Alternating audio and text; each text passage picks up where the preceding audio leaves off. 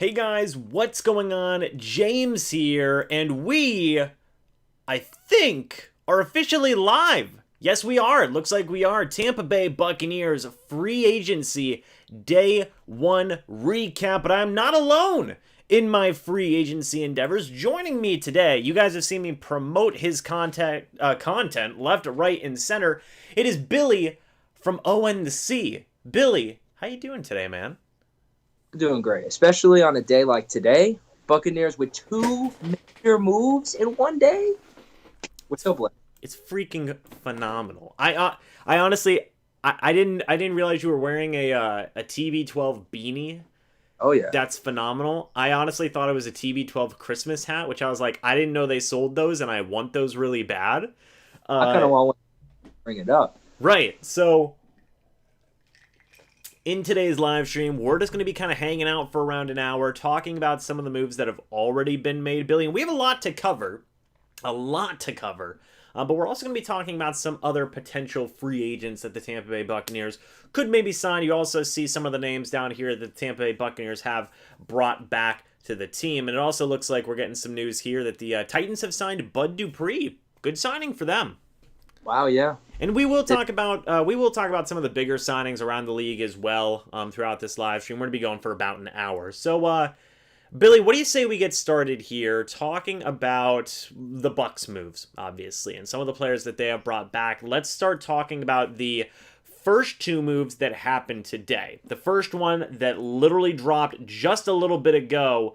The Tampa Bay Buccaneers have re-signed tight end Rob Gronkowski to a one-year, $8 million deal worth up to about $10 million. And it has a lot of those voidable years in that contract. We could get into that, but people have explained it in a lot of other places. Actually, our friends over at the Cannon Fire podcast have explained some of the voidable years as well, so go check them out. But, Billy, first off, let me get your thoughts on this. Rob Gronkowski coming back to the Tampa Bay Buccaneers for another year.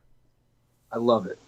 Obviously, I feel like most of us thought once he decided that he was officially going to come back, we thought, well, obviously he's going to come back to Tampa. He's not going to go anywhere else. You know, he doesn't want to play with any quarterback other than the GOAT.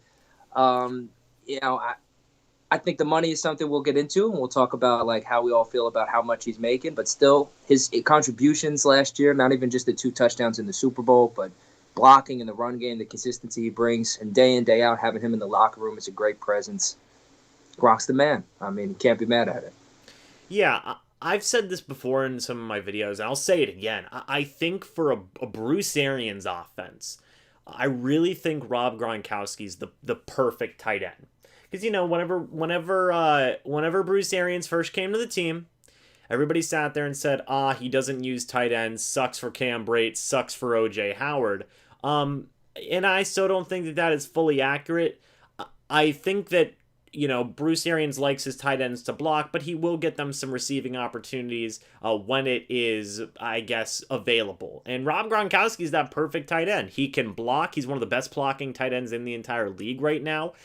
And whenever he does get those receiving opportunities, he's still a beast of a receiver. So overall, he's still a really good tight end. He did look slow in certain situations throughout the regular season and a little bit in the playoffs, but he ended the year on such a freaking high note. With that two touchdown game in the Super Bowl. I mean, you couldn't get much better than that. What do you think about the price tag around the $8 to $10 million range? In my opinion, was a little bit more than what I thought it was going to be. I think it's right on the top end of kind of the realm of where I thought if I could have given you a ballpark, right on the top with $8 million. I would have said it was like somewhere from 5 to 8 would get Ron Gronkowski back to us.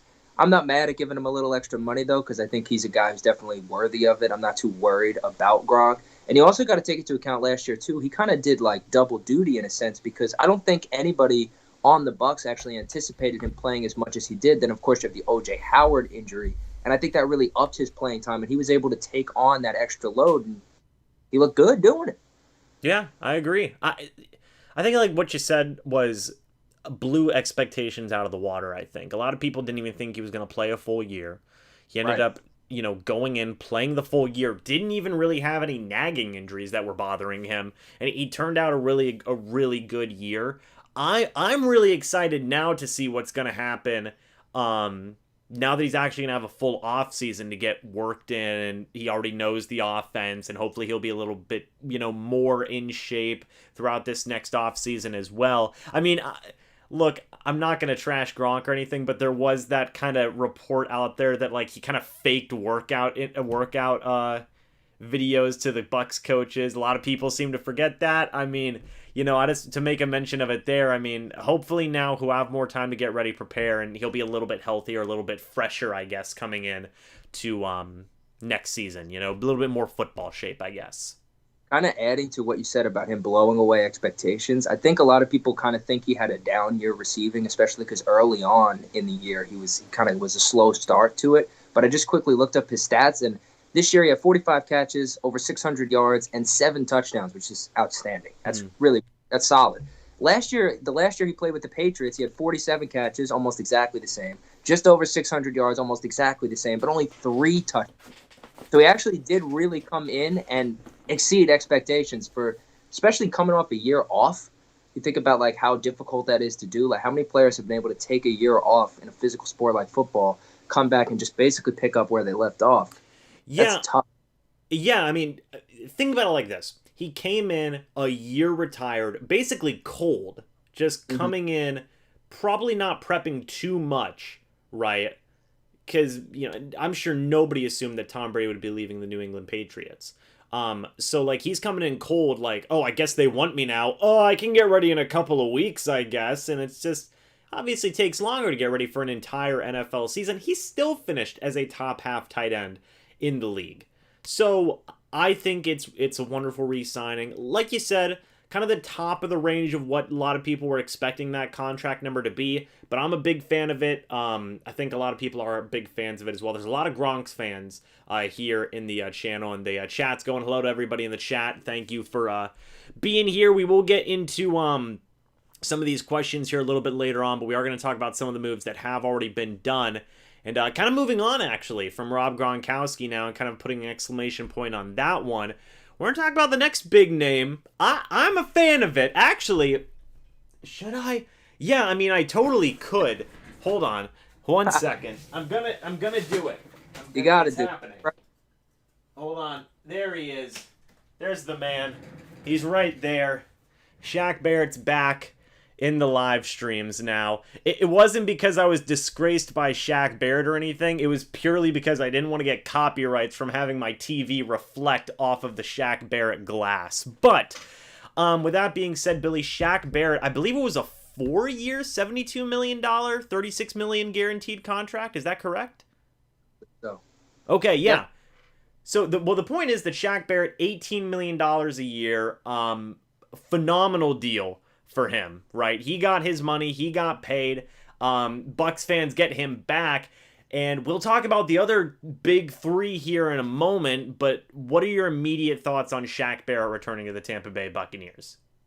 I'm surprised. I think I was surprised at first because I definitely, earlier in the offseason, I kind of thought Shaq Barrett was going to be the guy that fell by the wayside, especially when he made like the break the bank comments and all that stuff. I was like, yikes, it might be tough to keep him. I'm really impressed with the Tampa Bay Buccaneers. Obviously, throughout this whole offseason already, they've found just ways to be creative. But the way that they've managed the cap and found money to pay him where he can feel like he's still breaking the bank and getting that good payday, and the Bucs can keep him around, I mean, that's a huge win for the Bucs because there is nobody in the national media who predicted that the Bucs would keep all 3 of their big guys. It was basically like you got to choose. Do you want Levante David or do you want Shaq Barrett? Do you want Shaq Barrett or do you want Chris Godwin? And the Buccaneers said, well, we're not going to choose. We're just going to take them all. Well, they picked D, all of the above. And I think that's just – it's got to be such a relief for the Bucs and for Bucs fans. I mean, guys, we should just be like – that's an incredible job by Jason Light and company to just get him under wraps and keep him for long term. Got the longest deal out of anyone who's been re-signed thus far. Yeah, I'll tell you this, we were going to talk about it, but Jason Light, Mike Greenberg, I don't remember Mike Greenberg's assistant right now, but they deserve a lot of credit as well. I can't remember the third person's name. If anybody in the chat remembers the third person's name, who is works very closely with Jason Light and Mike Greenberg. I know it's a woman, but I can't remember her name right now. Jackie, I think. Jackie something. If any of you guys know that name, let me know down in the chat. But exactly like what she said, the national media did not give the Tampa Bay Buccaneers credit. They were saying, oh, they're going to lose some people. I even saw Adam Schefter talking about it and was saying, oh, they only have this much money. What's going to happen? And the Buccaneers, I mean, they did it in spades. They brought everybody back. They defied the odds, yet again. And they were able to bring back, a lot of their big name guys, and there's still a couple of names that are out there who could potentially come back or leave, and we will talk about those in a little bit. But I mean, right now as it stands, like you said, Shaq Barrett, a lot of people thought he was going to leave. A little surprising, in a way. $18 million a year, he gets his money. He's getting paid like one of the top pass rushers, and people don't know this, but me and you have had so much back and forth on Shaq Barrett. We really have. We have had some very good back and forths on Shaq Barrett and how much money he's worth in certain situations. In my opinion, I think he's worth, and I think you do agree with this, but in a lot of ways, he is worth every penny. I think that he is one of the top pass rushers in the league. I know you disagree with that sometimes, but I do think that Shaq Barrett, I think he's going to continue to be a good pass rusher for the Tampa Bay Buccaneers. I do think this was a good signing. He's going to be here till 32, so hopefully every year he is on that contract, he'll still continue to put out really good numbers. I think he's worth that money as long as Vita Vea plays. Okay. And I stand by that. He's definitely worth that money because he'll give you great production as long as Vita Vea is a part of the team that whole time. Yeah. And there have been people who have been saying that, the only reason Shaq's successful. The only reason Shaq is successful is because Vita Vea is right there, a defensive tackle. I don't want to go that far. I don't want to say it's the only reason he's successful, but I think it elevates him a lot. Right, and I think you could say a similar thing for, really everybody. That's just the kind of guy Vita Vea is. I will tell you this. I think that the Shaq Barrett contract, it makes our JPP contract a whole heck of a lot better. It looks like we got JPP for a freaking bargain, essentially. Because, he puts up, not, obviously he didn't have that one big year that Shaq Barrett had, but he puts up around the same consistency, and I believe the Buccaneers got him for, $11 million a year, $12 million? JPP is very consistent. Yeah, so, the Bucs got two really good pass rushers here, at least for the next season. JPP's contract runs out after the end of this season, so we'll have to wait and see. But, overall, a couple of good moves for the Tampa Bay Buccaneers right now today. Going back to a couple of days ago, you actually see it flash up on the screen. Just to talk about this move real quick. Kevin Minter re-signed with the Tampa Bay Buccaneers on a really, really cheap deal. He's kind of coming back for around a veteran minimum. What do you think about this? He was a special teams captain for the Buccaneers last year. Or this year, rather.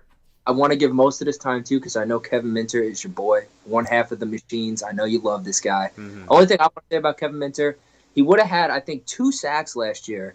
And they both got he got 2 sacks, and he got called for roughing the passer on each of them, which were just so unfortunate. But he did also come in and get tipped the ball in the playoff game against Washington that led to Sean Murphy-Bunting's interception when, of course, Devin White missed that game. Kevin Minter, I might not love him as much as you, but he is a very valuable backup to have. Yeah, I agree. Actually, fun fact, he went to LSU too. So these LSU linebackers, that they're coming up. I will say this, Kevin Minter, I've always described Kevin Minter as he's a solid vet. Kevin Minter is that guy where, he's not going to overstep his boundary and try and do too much. He's just going to be a solid dude. He's going to be a solid backup. He's going to be a guy who can come in, start a couple of games. He's going to be a mentor. I imagine, him and Devin White, I know everybody talks about Levante David being that mentor, and we will talk about Levante David in a second here. But, Kevin Minter being that guy who could also help mentor Devin White with that LSU connection and stuff like that, that's valuable in some ways. And he was a special teams captain, so, and that's an important thing as well. There's a lot of guys on that special teams units, and Kevin Minter got to get that captain's patch, so it's good to bring him back. I think he is a solid vet guy who can just be a solid locker room presence overall. But yeah, that's kind of Kevin Minter. Like you said, one half of the machines. We will talk about our free agency board here in a little bit, where the other half of the machines is on that board. We'll see if the Buccaneers can bring him back as well. But we just mentioned him. Another linebacker the Tampa Bay Buccaneers re-signed is the man himself, Levante David, who, Billy, me and you talked about it. And I know that there was a lot of people who were out there who said, oh, come on. Did you guys really think, did people really think Levante David was going to leave? Billy, there were conversations that we were having where we were genuinely scared that, like, oh crap, like, we're not hearing anything about Levante David. It's like, well, we weren't hearing anything bad, but we weren't hearing anything good either. So, like, kind of talk about this process. I think he's making around $12.5 million a year on a 2-year contract. What are your thoughts about Levante David coming back? What are your thoughts about just this whole saga as it was of kind of just like waiting to see if he could come back? Because I was scared there for a little bit. Yeah, I talked about this actually on my channel. Levante David was the move that had me the most stressed out, because to me he was the most important guy to keep for so many different reasons. And he was the one that, we know obviously during the parade, Bruce Arians, we're keeping you, right? We're not letting you go anywhere. But he also said that about like everybody. So it seemed like it was a little bit of just, wishful thinking, even though he turned out to have not been lying, because the Bucs did manage to keep all those people that he said they would. But thank you, Bruce, by the way. But I was nervous because a lot of the national media and stuff like that, the reports were that the Bucs the priority was going to be Shaq Barrett, and he was going to be the guy that they were going to focus the most attention to. And I was like, well, if you do pay Shaq that big dollar amount, like, is there enough left for Levante? He's coming off a Super Bowl. Maybe he'll finally get some hype around the league from other teams. Obviously, like, I know Devin White had the pick in the Super Bowl, right? The pass rush was crazy in the Super Bowl. But Levante David in that Super Bowl, locking up Travis Kelce, like, that is insane. I've never seen Travis Kelce get locked up like that. Levante David put the clamps all over Travis Kelce in tight man-to-man coverage all game long. Like, crazy skill on display from Levante David. Obviously, we know he could do everything. Turnover machine. He could rush the passer, stop the run, cover. I mean, he's just one of the best all-around players we've ever had in a Bucs uniform. And just really, I was stressed because I really don't want to lose him. And he's the kind of guy, like, you really want to, certain people, obviously, you really want to just see retire as, for the teams that they're on. And Levante David is synonymous with the organization, and you just would have been heartbreaking to lose him. So glad that we could. Oh man, I'm just happy. Even thinking about it now, I'm just happy. Like, I'm just glad that we keep him. Can't wait to watch him play next year and the year after. Like, he deserves all that money that he's getting. Whew. Thank you, Jason.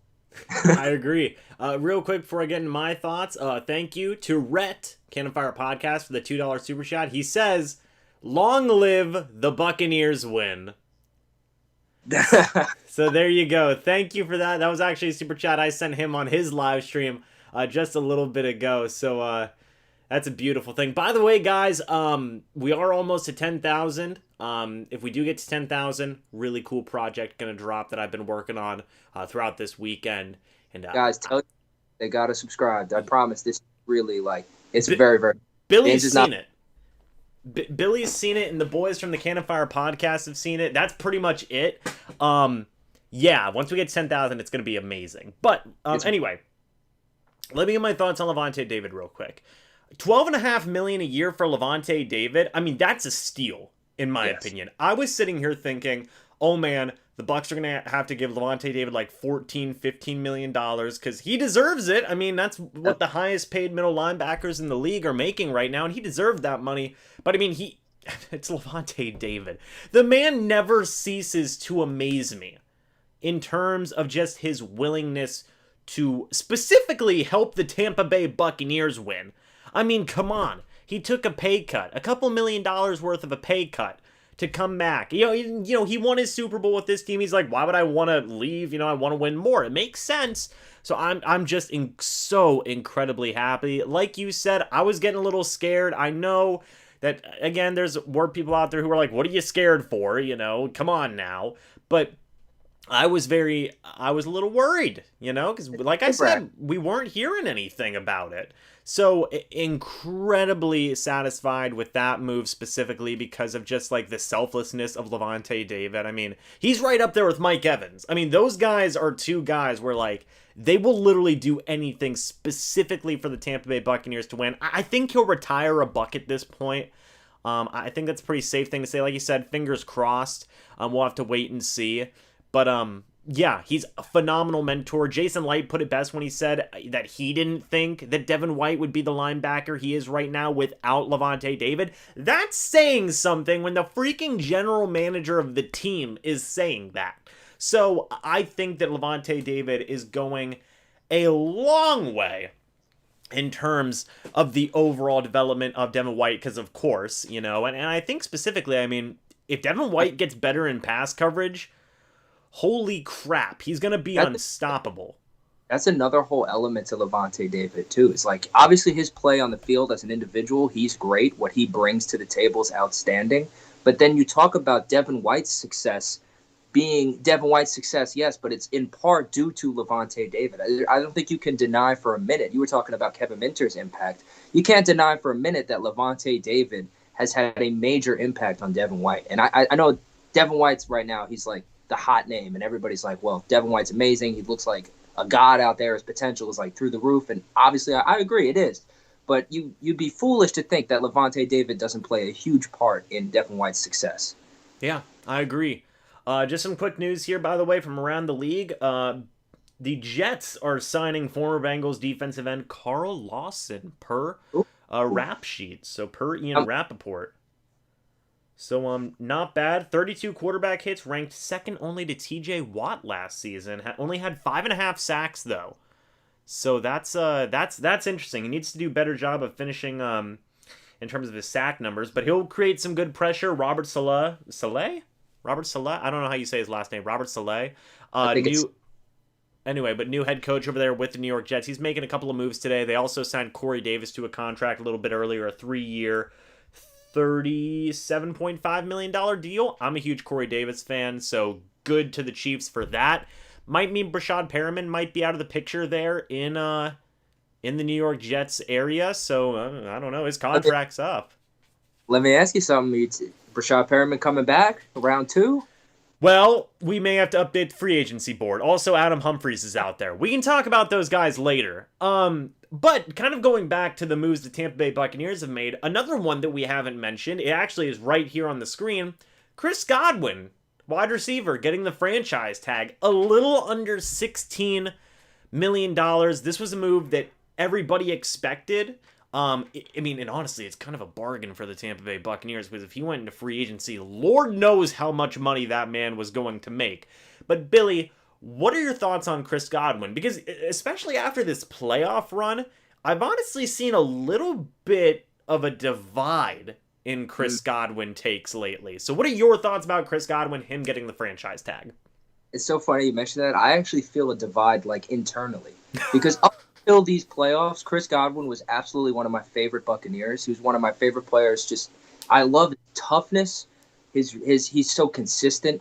He's durable. He's consistent. He is like what you would want a football player to be, And I never would have expected what we got in the playoffs from him. Obviously, I'm referencing the drops, and I sent you the picture with that stat, and it's an alarming stat. All of the years from the regular seasons combined of Chris Godwin's entire career, and I'm sure a lot of people out there have seen this stat. I don't think I'm breaking anything new. He had 6 total drops in every game he's ever played up until the playoffs this past season. And then in the playoffs, in 4 games, he had 7 drops. And that's just like a head-scratching stat. Like, it's a depressing, what the heck kind of stat. And it just like, I just go back and forth because I'm like, was it the finger? Does he get a little bit of a pass for the injury? Or did he really just not show up to that extreme? Because Chris Godwin, the bar is here. Like, he set a standard for himself early in his career. Like, he catches everything. It doesn't matter if a guy's draped on him, if he's getting hit in the back, speared over the middle. He's got hands. He could catch the ball. All of a sudden, the playoffs come around, and the bar got dropped to, here. And he was still a good player, but he wasn't what he was prior to. So I go back and forth on it. I think he's worth franchise tagging.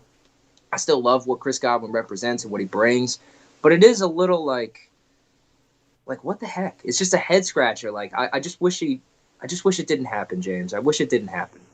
I wish playoffs. I know. I feel you, man. I know that did kind of jumble some people's minds a little bit on Chris Godwin. In my opinion, I still think Godwin's a top 20 wide receiver. I mean, when he's on and when he's getting his opportunities, he's a number one for most teams. I mean, I would go top 15. I mean, you'd go top 15? I would. Okay. So, I will say this. I mean, Godwin can do it all. I mean, even Bruce Arians has gushed more about Chris Godwin than, like, even Mike Evans in certain situations. Godwin's phenomenal. I've even seen some people say that it's Tom Brady's favorite target. I don't know if that's true. Well, Tom Brady, if you remember before the first playoff game, Tony Dungy, when he was announcing the playoff game, said that Tom Brady told him Chris Godwin has the best hands out of anybody he's ever seen. Okay. And I do think that Tom Brady loves him some Godwin. And I totally understand why. Like, Chris Godwin is, like I said, he's outside, just discount the playoffs. Chris Godwin is perfect. Like, he does everything. He blocks. He can run with the ball after the catch. He can get open. He can catch the ball when he's not open. He could go deep. He could go short. There's nothing in his game. Like, there's no real weakness in his game. Like, I totally get that. And I think we talked about this a long time ago. Like, I'm talking preseason, this season, back in, like, August. I said, I think Godwin was going to come in, and that was going to be the guy that Tom Brady clicked with the most because of Godwin's ability to just do anything. Any route from the slot, he can operate. Like, he doesn't look like Julian Edelman. He doesn't look like Wes Welker, but he has that kind of a skill set. He can be that guy and then more on top of that. So I always felt like Godwin and Tom Brady were going to be, like, tied at the hip. Yeah, I wouldn't call myself a Godwin apologist, but I have been giving some credit, I think, to Godwin. I mean, Bucs TB12 makes two good points. He says Godwin would have gotten $18.5 million at least on the open market. I think that's fair. I think he would have gotten $20 million a year. And number two, he had 830 yards and he missed 5 games, or I believe it was 4 games officially, but still, I mean, if he would have played a full year, he would have had 1,000 yards. Right, and let's not forget, too, like, Chris Godwin played half the season without the use of the 2 main fingers you use to catch a ball, right? Everybody knows you catch a ball like this. So imagine trying to catch it without these 2 fingers. That's, like, that's pretty freaking difficult. That is stressful. Like, you've been catching a ball the same way since you were a little kid, and all of a sudden it's like, well, plot twist, you're going to catch it without these 2 fingers. Like, you got to change it. That's, like, a very difficult task. And if you want to, like, really look at some pictures of Godwin's glove setup, he's got a regular receiver glove on his hand, and then these 2 fingers are literally cut out, and they're taped together, and he has a padding from a lineman glove put on the back of these 2 fingers. Yeah. That's, like, crazy dedication just to come on the field and play with that and not miss any time, really, because of that. Like, you got to respect, at the very least, you have to respect the resiliency, the toughness of Chris Godwin. Yeah, he legitimately just MacGyvered something together, Exactly, yeah. So I actually will say this too. Rhett said it from the Cannon Fire podcast, and I have seen some people saying this as well. Actually, me and you have talked about this. And this is actually a pretty interesting theory, is that, this will probably be the last year for the Tampa Bay Buccaneers wide receiver core with all the guys here, that being Chris Godwin, Mike Evans, and, potentially Antonio Brown if they want to bring him back, which, we'll talk about that in a little bit. It's probably the last year for all 3 of those guys to be together. Yeah. So we will have to wait and see, next year. Can I jump on why, though? Yeah, absolutely. Tyler Johnson. Yeah. He's a star. Tyler Johnson is, the Bucs already know it. I think they can see it because they watch him a lot more than we get to watch him because he barely plays on game days. But even just in the small amount of time you've seen him play, he's got the makeup.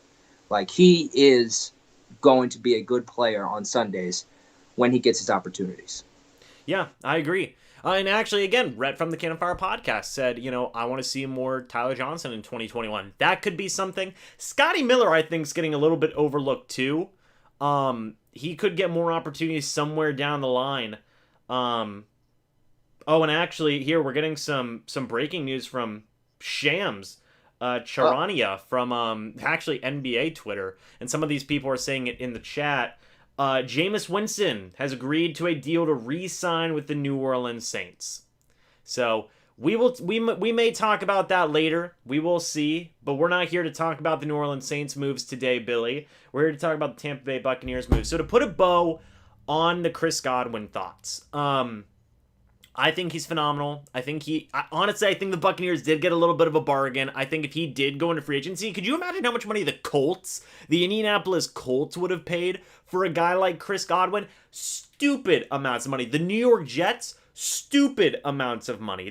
Godwin, he would have been the top free agent at the receiver.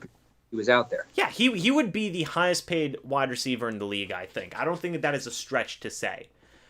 And I'm actually going to be interested to see where some of these other like big name wide receivers. I mean, Corey Davis just got, I believe, $12.5 million a year, and for just $3 million more, the Bucs got Chris Godwin. I mean, that's pretty good in my opinion. And the thing too about Godwin, I know early in this year he kind of got dinged up, but he's been very durable for the Bucs since he's been here. Yeah, very, very just a reliable player. And if you're going to choose to pay somebody, you want to pay a guy who's been reliable, right? Yeah, that's what you want.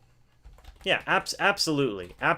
So, with that being said, Billy, we're now going to move on to some of the other few moves that the Tampa Bay Buccaneers have made. One move that we really haven't talked about at all yet is Tom Brady restructuring his contract, adding another year onto his deal. And again, there's voidable years, there's weird stuff. I don't want to get into all of that today because, quite frankly, I don't believe in my ability to explain it accurately.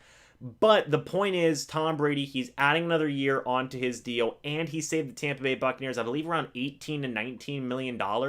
What are your thoughts? Yeah, what are your thoughts on that? What a guy. I mean, yeah, I can't even. What is there to say other than what a guy? Tom Brady's he's the GOAT. Come on, I got the jersey right here. Tom Brady's the greatest of all time, and it's not just on the field; it's off the field, leadership, locker room, contract negotiations, all of that. He's. I mean, I've said this to you. He's football Jesus. Like, he is the best possible. He's just everything. I mean, taking the pay cut when we first got I think it was like 19-ish million. When we first got that, we were in the negative, so it kind of took some of that 19 million to get us in the positive. But I was like, that's Shaq's money right there. Like, Tom Brady just gave us enough money to at least get close to whatever anyone else was going to offer Shaq, and You kind of felt like, boom, there's our opportunity to go get Shaq. So if you're excited about the Shaq Barrett signing, make sure you thank Tom Brady, because that has a whole heck of a lot to do with it. Yeah. And by the way, I do thank the people who are giving some updates about free agency in the chat. Possibly a 1-year, $12 million deal for Jameis Winston. Looking, I'm trying to find it, man. Yeah, let's see. Here it is. Yes, it is a 1 year with a max value of $12 million. So we can talk about that in a little bit. But some kind of more moves that the Tampa Bay Buccaneers have made besides all the big ones, and I'm very happy with all those moves that the Buccaneers have done. Just to kind of give my quick thoughts about it real quick about Tom Brady. I mean, adding another year. Me and you have talked about this. I think Tom Brady's probably going to play a total of 4 years with Tampa Bay. I think. And right now he's slated to play 3. He has told the Tampa Bay Buccaneers he is going to play 3 years for the Tampa Bay Buccaneers. Okay, this past season, this year, and next year. I think he'll add another year on. I mean, Peyton Manning was in Denver, played 4 years, went to 2 Super Bowls. Tom Brady probably looks at that and then goes, I can do that. Yeah, I can do that. He just wants to be, I don't blame him. He wants to be the GOAT in literally everything. I do not blame him for that. I mean, he already is, but he just wants to keep on just staking his claim into the earth, Well, let me ask you something. This is something I contemplated after the Super Bowl. Obviously, we knew Tom wasn't going to retire after this Super Bowl, but I think an argument could be made. Does he retire if the Bucs go to the Super Bowl and win it again, and he defends the title, goes back, gets another chip? I think 8 for 11 is like, I don't know. It just sounds ridiculous, honestly. But I don't know what Tom Brady, like, obviously we know he's like the most motivated athlete of all time. But I don't know at what point, like, what more do you really have to prove if you're Tom Brady? Like, are you just trying to show that you could be the oldest player to ever play and be like a 49-year-old starting quarterback? Like, what more could you do? Like you pretty much you just done it all at this point. Like last year was the final stamp. Like, no, it's not just Bill Belichick. Tom Brady is the GOAT, and that's that. Like, what do you think Tom Brady's real motivation is going forward? Vortex just said it in the chat, and actually before we started this live stream, I saw it on the Cannon Fire podcast. Our boys over there, Rhett and Evan, three-peat could be something. And I know, see that, that's that. But I mean, it's Tom Brady. No, yeah, it is. Why not? I mean, my God, he's almost done it multiple times with New England. He's probably sitting there thinking like, well, I never got to do that. I want to do that. That would be insane. So I mean, I think he'll play a total of 4 years with the Tampa Bay Buccaneers. You think that what? Huh? You think that no matter what, no matter how these seasons end, you think he's going to come back regardless for 4 total seasons? I think no matter what, especially, and also they mentioned this in the Cannon Fire podcast again, shout out to my boys, Rhett and Evan. They said that to make this contract restructuring and to add that extra year on, they wanted a commitment from Tom Brady. So Tom Brady is already committed to playing that extra year. Regardless of what happens this upcoming season, he's playing that next year. So he is going to get 3 years with the Buccaneers, at least. I hope you're right. I want Tom Brady to be here until he gets Social Security checks. Keep him around until literally can't walk, can't throw, can't do. Transition him right into the coaching staff. They did it with AQ Shipley, Right. There you go. I love that. So good rep. But just to kind of clean up some of these other moves that the Tampa Bay Buccaneers have made, some of the smaller moves. We've got all the big ones out of the way, right, Billy? I'm not forgetting any, except right now, breaking news. I'm just kidding. I'm kidding. Everybody calm down. I'm kidding. Just to finish these up, Patrick O'Connor re-signed with the Tampa Bay Buccaneers. Tenor Hudson, Zach Triner, and Jeremiah Ledbetter. Billy, what are your thoughts on these 4 guys getting contracts for the Tampa Bay Buccaneers? A couple of smaller depth guys, but cheap depth additions that I think can help out the team. I would say with Triner, I don't know much about him, but we don't have too many snapping issues, so I'm a fan. Mm-hmm. I would say Ledbetter and O'Connor, I each remember them getting a sack last year. Mm-hmm. Ledbetter got a sack against the Lions. And O'Connor got that sack against Kirk Cousins and the Vikings. And he got a lot of playing time, actually, in that game, O'Connor did. And obviously the best of that group to me, you know this, James, Tenor Hudson, I think is super underrated. And he should have scored a touchdown in the Super Bowl. Tom Brady overthrew him by this much. And he just scored a touchdown in the Super Bowl. Tenor Hudson, ever since he played 2 preseasons ago with Ryan in the preseason and was lighting it up, Tenor Hudson's always just been my guy. I think he's super underrated. Yeah. I agree. Zach Triner, he's a long snapper. I mean, I'm for the brand. I don't have my hoodie, but I'm for the brand. So I appreciate a good long snapper re-signing. Cool with Zach Triner. He does his job pretty well. Then kind of taking a look at the 2 backup DNs, Ledbetter and Patrick O'Connor. Both solid guys. Patrick O'Connor, he always finds a way to stick around, just being a solid depth piece. Right. I remember a couple of years ago, and me and you had talked about this, where Ledbetter was honestly at one point competing with Will Golston for that other starting defensive end spot, at least in my mind, because he was playing that well in training camp and preseason and whatnot. Like, he was doing very well. He had some injury problems, unfortunately couldn't stay healthy throughout that year, which was a really big missed opportunity in my opinion. But I'm happy with both those guys. I'm happy with what they've been able to produce in terms of just, very solid depth. And then finally, in the case of Mr. Tenor Hudson, he could have a potential role with the Tampa Bay Buccaneers somewhere soon here down the line, depending on if the Tampa Bay Buccaneers make other moves later on in regards to maybe letting some people go. Is that a tease, James? Who might those people be? So, let's start talking about guys who could potentially get more contract restructurings or just even get let go. The chat's been talking about it a lot, Billy, throughout this live stream. And again, thank you to the chat for everything you guys have been talking about in throughout this live stream. It means a lot. But in terms of contract restructurings, Billy, who are some guys that you're looking at? I know they were talking about Ryan Jensen and Donovan Smith potentially doing contract renegotiations. We're obviously all waiting for Mike Evans. Mike Evans said, take my money. So I'm waiting for the Buccaneers to take his money. Like, I'm waiting for it. Like, Mike, we got to go get these other guys, right? Ryan Suckup's got to come back. We know Leonard Fournette's still out there. Antonio Brown's still out there. Ndamukong Suh's still out there. Mike Evans could give us enough money to get, like, 2 of those 4.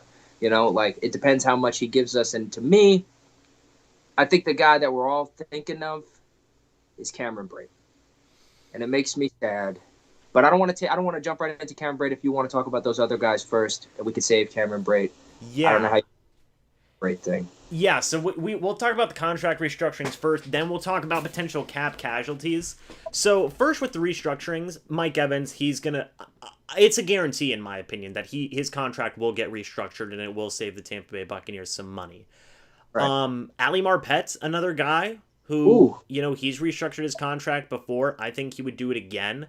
Also, I mean, like what you said, Ryan Jensen, Donovan Smith, potentially pulling like a Tom Brady, adding another year onto their deal to free up some cap space here in the immediate sense, could be something that they end up doing to bring back a Suh or a Fournette or a Suckup. But we'll talk about, or Antonio Brown, and we'll talk about those guys in a little bit. But those are some of the big guys. In terms of the defensive side of the football, like maybe Will Golston takes a pay cut. I mean, we can talk about him in a second. But on the defensive side of the football, there's really no restructurings in mind because like everybody's still on their basically rookie contracts in the secondary. Jason Pierre-Paul can't really restructure his deal unless they want to attack another year on his deal, like a Tom Brady maneuver. But after that's it. There's really nobody else who can restructure their deals. All young. Yeah, they're all really young guys. So on the offensive side, you've got Marpet. You've got, you know, maybe Jensen and Donovan if they want to tack on a year. And you've got Mike Evans being the big one. And that's a lot of the ways the Buccaneers could save money in regards to that. Billy, now we're going to talk about cap casualties. And there's 2 guys, mainly one guy, who I've already made a video talking about this, who I've talked about this kind of maneuver, about this guy for multiple years. And I've always gotten it wrong.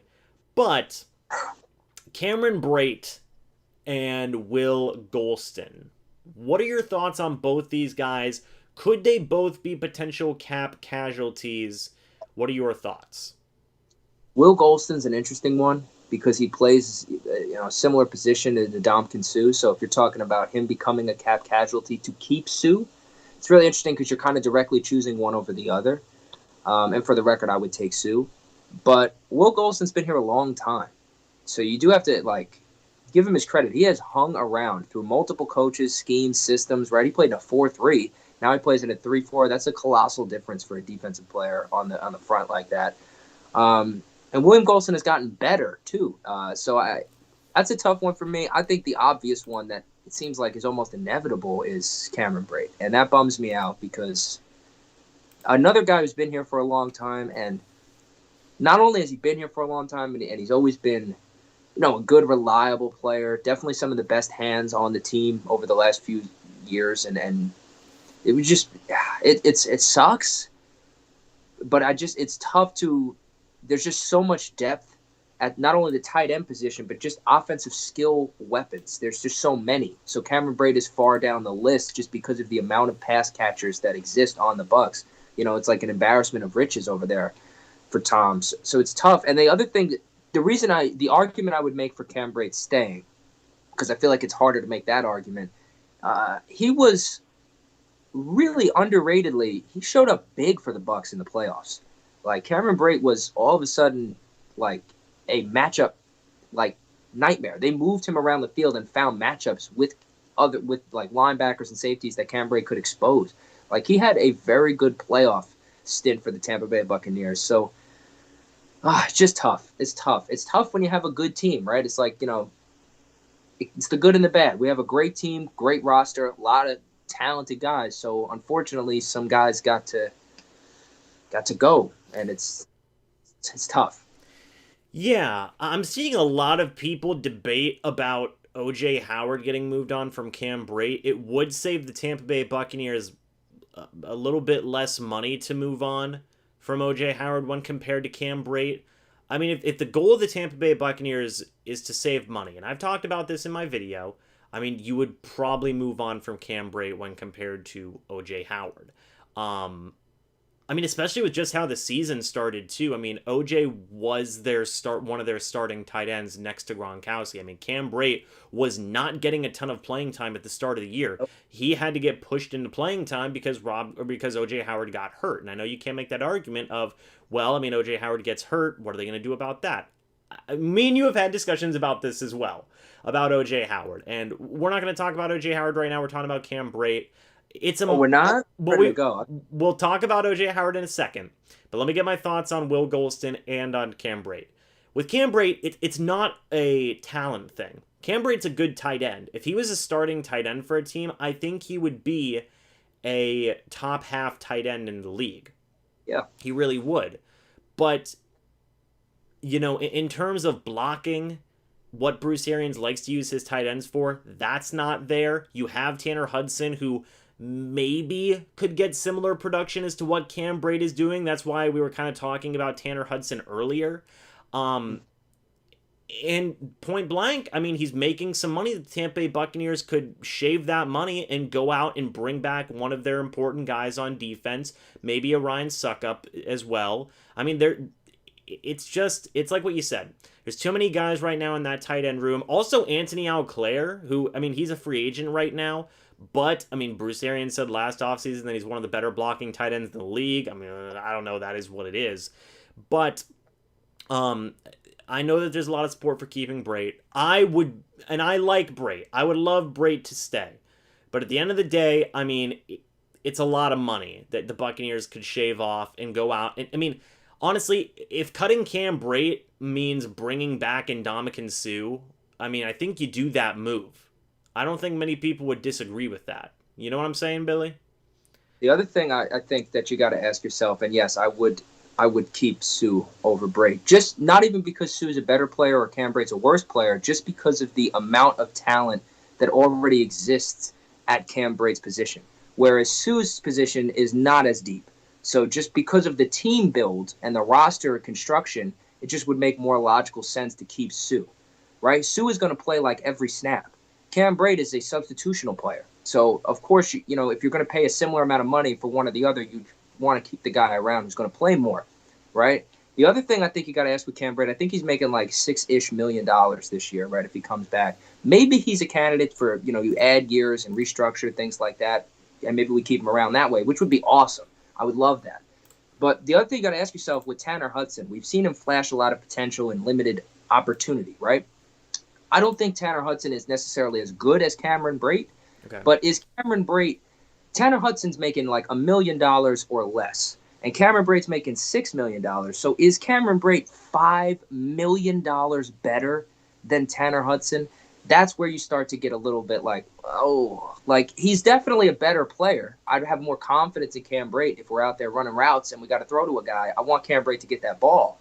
But is he so much better than Tenor Hudson that you keep him around at that high price point? Like, that's the issue that I think the Bucs run into with that. It's just, it's tough. Yeah, and I agree with that. And by the way, there's a lot of support for Cameron Breit, not just in the live chat, but on the video I made as well. And I did say this in the video, and I will say it now, and I have seen some people say in the chat, approaching Cam Breit about a restructure, you just mentioned it as well, Billy, like, that's probably step one. I love that. But what do you do if Cam Breit doesn't want to restructure? Then you're in a little bit of hot water.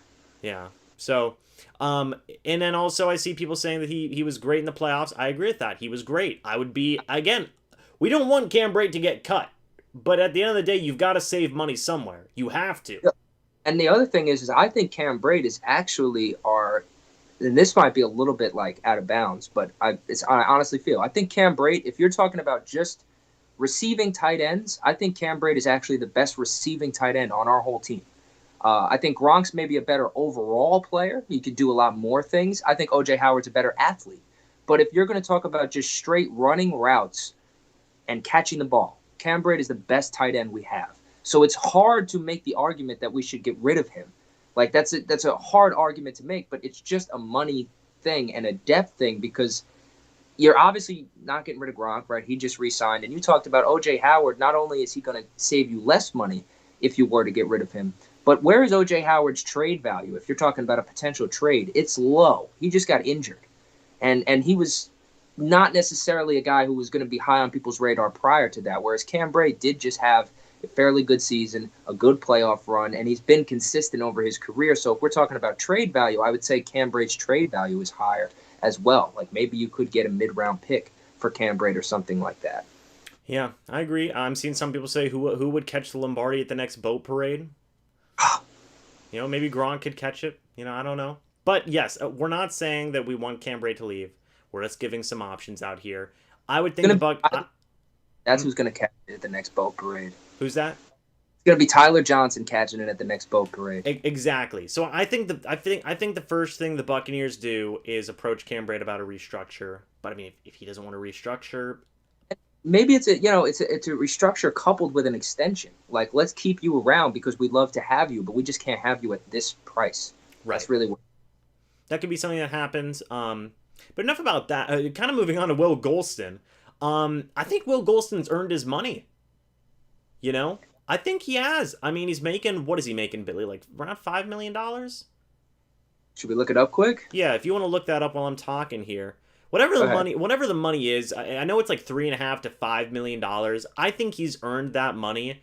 I've been, especially these past 2 years, I mean, I've been incredibly impressed with Will Golston. I know I was starting to sour on him at certain points these past couple of years.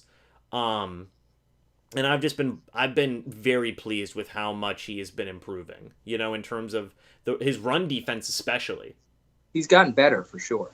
Yeah. And Bruce talked about that when Bruce first came. He said that Will Golston was going to be better because he was more suited to play in the defensive system that Todd Bowles was going to implement than he was in Mike Smith's.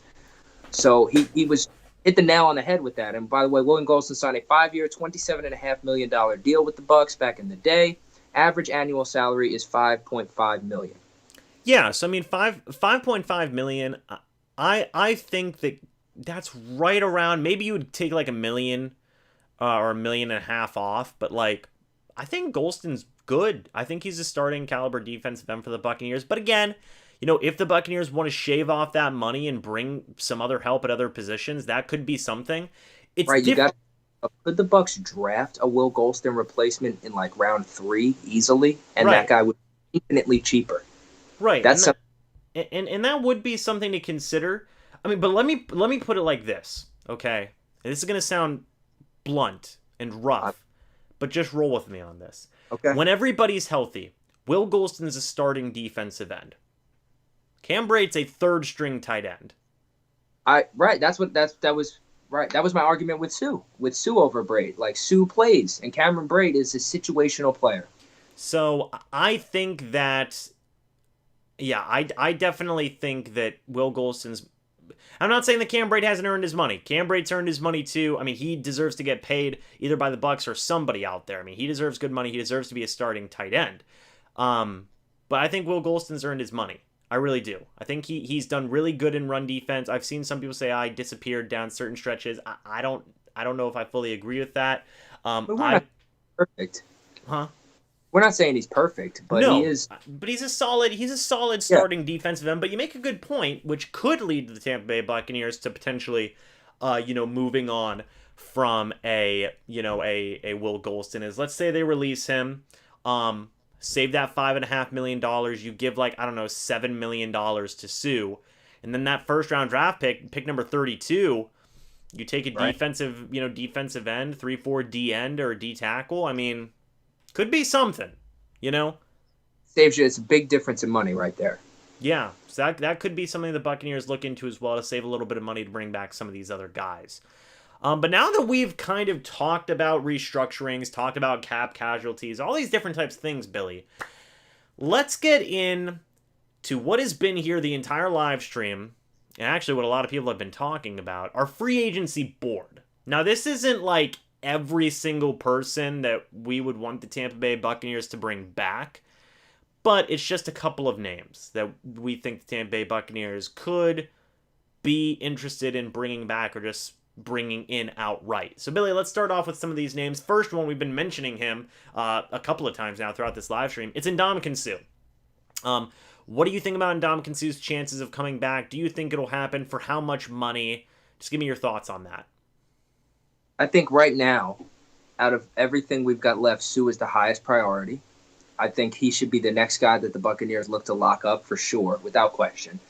I think a little while ago, I was feeling really good about getting Sue back because we always hear about how Ndamukong Suh loves to play with Todd Bowles, for Todd Bowles, and he loves to play with other good players around him, right? He was with the Rams before us, another good defensive coordinator in Wade Phillips, and he played with Aaron Donald, right? Sue talked about a while ago, a couple years ago, that he didn't want to be double-teamed anymore, and he hates being double-teamed, which I could imagine is probably really annoying if you play in the trenches getting double-teamed. It's probably the most frustrating thing because you're like, please just try to man up and block me one-on-one because you can't. But I think that would entice him to stay because we have so many freaking weapons at the pass rush position, which makes his job easier. And obviously, Todd Bowles is staying. The only thing that worries me with Sue is where is his mind now that he won a Super Bowl? Because he's a guy who never won one before, and he has played a long time at a fairly high level his entire career. So is his focus on winning? Is his focus now on just cashing out? Because he balled out in the Super Bowl, and a lot of people saw that. So, that gets you attention. And he hasn't had any sort of Ndamukong Suh-esque issues in a very long time. So I think that is kind of like, I don't want to say it's a clean slate. People still think of him as Ndamukong Suh, the troublemaker in some instances, I guess. But he hasn't had like problems like that in a very long time. So to me, the perception of him has changed. And where is his head at? I think the Bucs would like to bring him back at the right price, but is he willing to, is he going to try to cash out, or what does he think his value actually is at this point would be my concern. Yeah, I agree with that. One quote I always come back to with Sue is how he said, I already talked to Jason Light. I mean, I want to win a championship. I want to come back. I'm not retiring. And I've talked to Jason Light, I've talked to Tom Brady, and honestly, I thought Sue was going to be one of the first ones that was going to get re-signed when I saw that quote. Hasn't happened yet. You actually made a very good point before we started live streaming, was Sue kind of likes to take his time with things in free agency. He didn't re-sign with the Buccaneers for a good bit of time, last offseason, and then eventually got the re-signing in. And the signed him too, it was very late in the offseason. Yeah, exactly. So this could be something that takes a little bit longer. Maybe the Buccaneers free up some money in other places to bring him back later on. But at the end of the day, regardless of all the moves that have been made, and there's been a lot of moves made with a lot of money being thrown around, a lot, I think that Sue will be back. I do. And I think that, honestly, seeing the Gronkowski contract now, $7.5 million, $7 million might be what Sue's getting. Somewhere between 7 and 10. Yeah, that's. I always was thinking that Gronk and Sue would be making similar money, in terms of their contracts, both on 1-year deals. And it looks like that's going to happen, so maybe Sue makes an $8 million contract there for 1 year. That could be what ends up happening. So we both are kind of in agreement that we think that Sue's going to be coming back. I really hope so. Yeah. Next name, Leonard Fournette. This one's actually pretty interesting. Quick final note on Sue. We both talked about, or we were both earlier today, we were watching ESPN or it was Ian Rappaport or somebody. Ian Rappaport on NFL Network. Yeah, and he had said after the Gronk signing. Yeah, that Fournette. Keep an eye on Fournette, I believe, right? Right. But then we also saw a report said the Bucs were going right down their list of priorities one by one, and then he name dropped Leonard Fournette. Yeah. So, but then also in contrast to that, I believe it was Adam Schefter who said keep an eye on Sue. I think, or it was somebody else who said keep an eye on Sue. So it's kind of like, wait a minute, who do we keep an eye on? And me and you were on the phone when that happened, and we both kind of went, what? Did Ian Rappaport just say Leonard Fournette is next on there to keep an eye on Fournette? Like, why? And it's nothing against Fournette, but in terms of priority, Fournette is probably not next in line, you would think. I love Leonard Fournette. I would be happy with him re-signing with the Tampa Bay Buccaneers. I think he has a phenomenal blend of speed and power. But but he still leaves lacking. He still leaves a lot left to be desired as a receiving back. And the Buccaneers would still need to bring in a receiving back. We have a name up there that we'll talk about in a little bit. And I just don't think it would be what... I mean, I know Leonard Fournette would want to win a championship, but he also wants his money, which the Buccaneers might not be able to give him, and he wants to be a starter, which the Buccaneers might not be able to give him. What are your thoughts on Leonard Fournette? Do you think he will come back, and what do you think's going on with that? This is a tough one because I will be the first to say I don't know if the Bucs win the Super Bowl without Leonard Fournette's contributions, right? Playoff Lenny, he was outstanding. And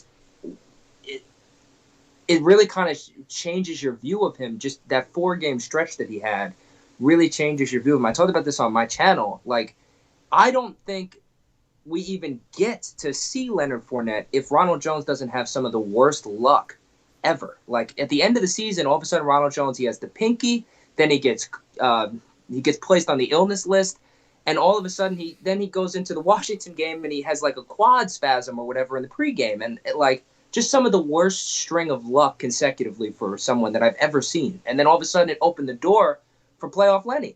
And then we all just said, oh my gosh, Leonard Fournette looks great. But before that, I implore everybody to like really look back at some of his stats, like on a game-by-game basis. Like, his regular season was fairly forgettable. And he, there was that whole thing about with the Vikings game, he got benched, right? As a healthy scratch. Bruce Arians pulled him. And told him, basically sat him down and told him, like, you need to get it right. Either ask for a release or get your mind right and come be here and be focused. And obviously we know how that story finished.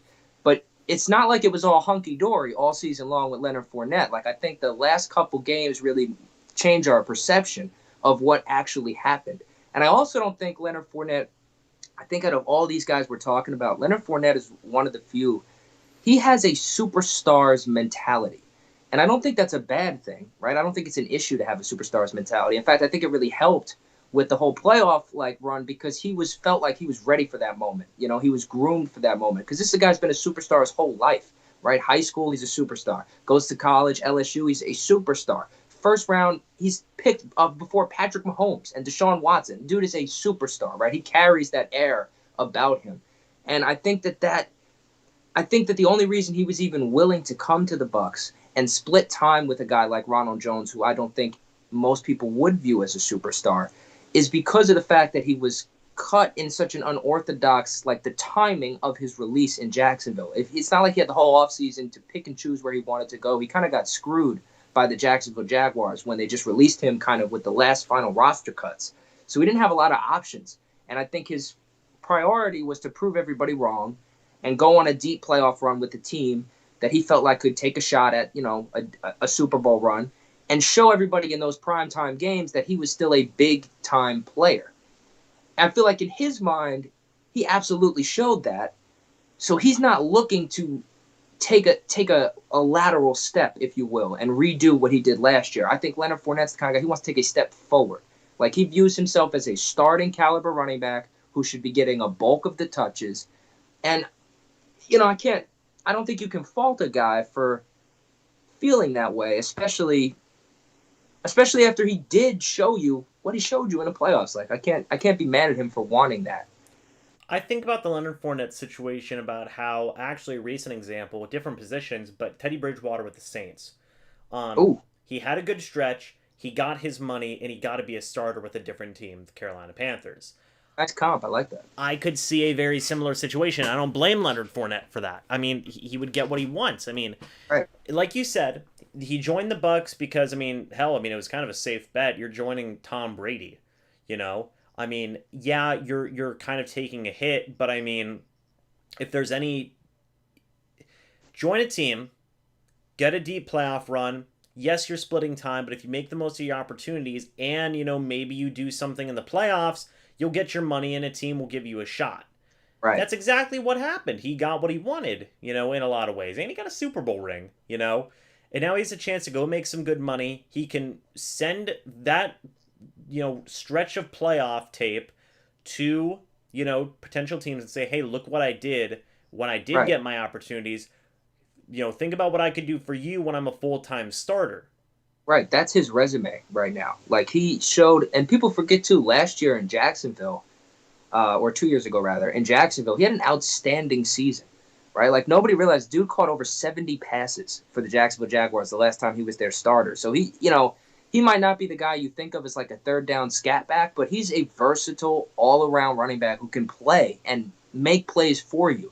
The Bucs didn't really give him that chance because Ronald Jones was on fire during the regular season. Ronald Jones was running around like a maniac. He looked incredible. So, for me, Leonard Fournette came in. He had a plan for what he wanted to do, and I think he executed his plan perfectly. So I think the next portion of his plan is go get paid and go be a starting running back again somewhere else. Yeah, I think that, honestly, that'd probably be in the best interest of Leonard Fournette, too. By the way, thank you. I see you in there, Sean. Good to see you again, man. Thank you to my moderators, too, who are in the chat as well as just everybody in the live stream chat. I mean, there's a lot of teams that could use Leonard Fournette as a running back. I'm looking at my board over here on the left-hand side. I mean, honestly, this one's going to sting, but a lot of people... Don't say it. A lot of people have been linking the Falcons to Leonard Fournette. Was that the team you were worried about? No, it's a different team. Okay, it wasn't the Saints. I'm not thinking about the Saints, but the Falcons are a team. Not the Detroit Lions. They have DeAndre Swift. Some other teams. I mean, Washington football team. Maybe they want to sign a Leonard Fournette and give him a starting opportunity.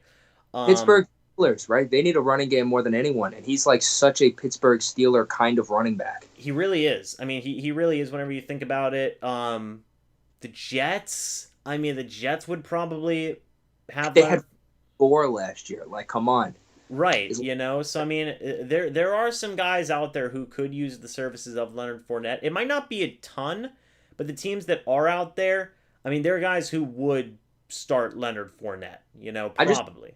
I want to put this in perspective. 2019 with the Jacksonville Jaguars, just Leonard Fournette's stats really quick, right? He's a 26-year-old running back, too. He's not even old. He feels like he's been in the league for the longest time, but he's young. He's in his prime. He had 265 carries for 1,152 yards. That's 4.3 a rush. And he had 76 catches for 522 yards. It's over 1,600 yards from scrimmage that Leonard Fournette accounted for the Jags 2 years ago. That he was very productive. Yeah, it's really interesting, though, too, because, I don't know where that year came out of. Because, like you said, he's not a prototypical receiving back.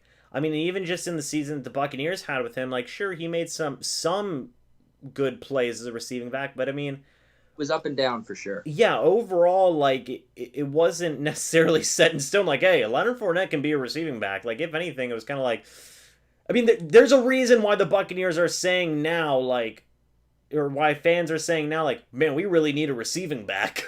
You know what I mean? There's a reason that's a thing going around. But overall, I love Leonard Fournette. I think that, obviously if he wants to come back, try and get another ring, that'd be cool. But especially with the way running backs are, I mean, sometimes you just got to cash out, especially at that running back position where they're not getting a lot of money in certain areas. I mean, if Fournette gets a chance to be a starter and gets a decent chunk of change while he's at it, he'd probably take that deal, Leonard Fournette this year had 97 carries. I don't think Leonard Fournette views himself. He had 265 the year before. I don't think Leonard Fournette views himself as a 97 carry per year kind of guy. No, I mean, heck, that was the reason he got sat down, right? In the regular season. He's got a superstars mentality, which isn't a bad thing, but it's not going to help the Bucs keep him. Right, it's not going. He's not going to be the kind of guy who's inclined to take less and come back and play a smaller role. I just don't see that. Yeah, and I will say this. I'm seeing depth win Super Bowls. I mean, you can't pay everybody again.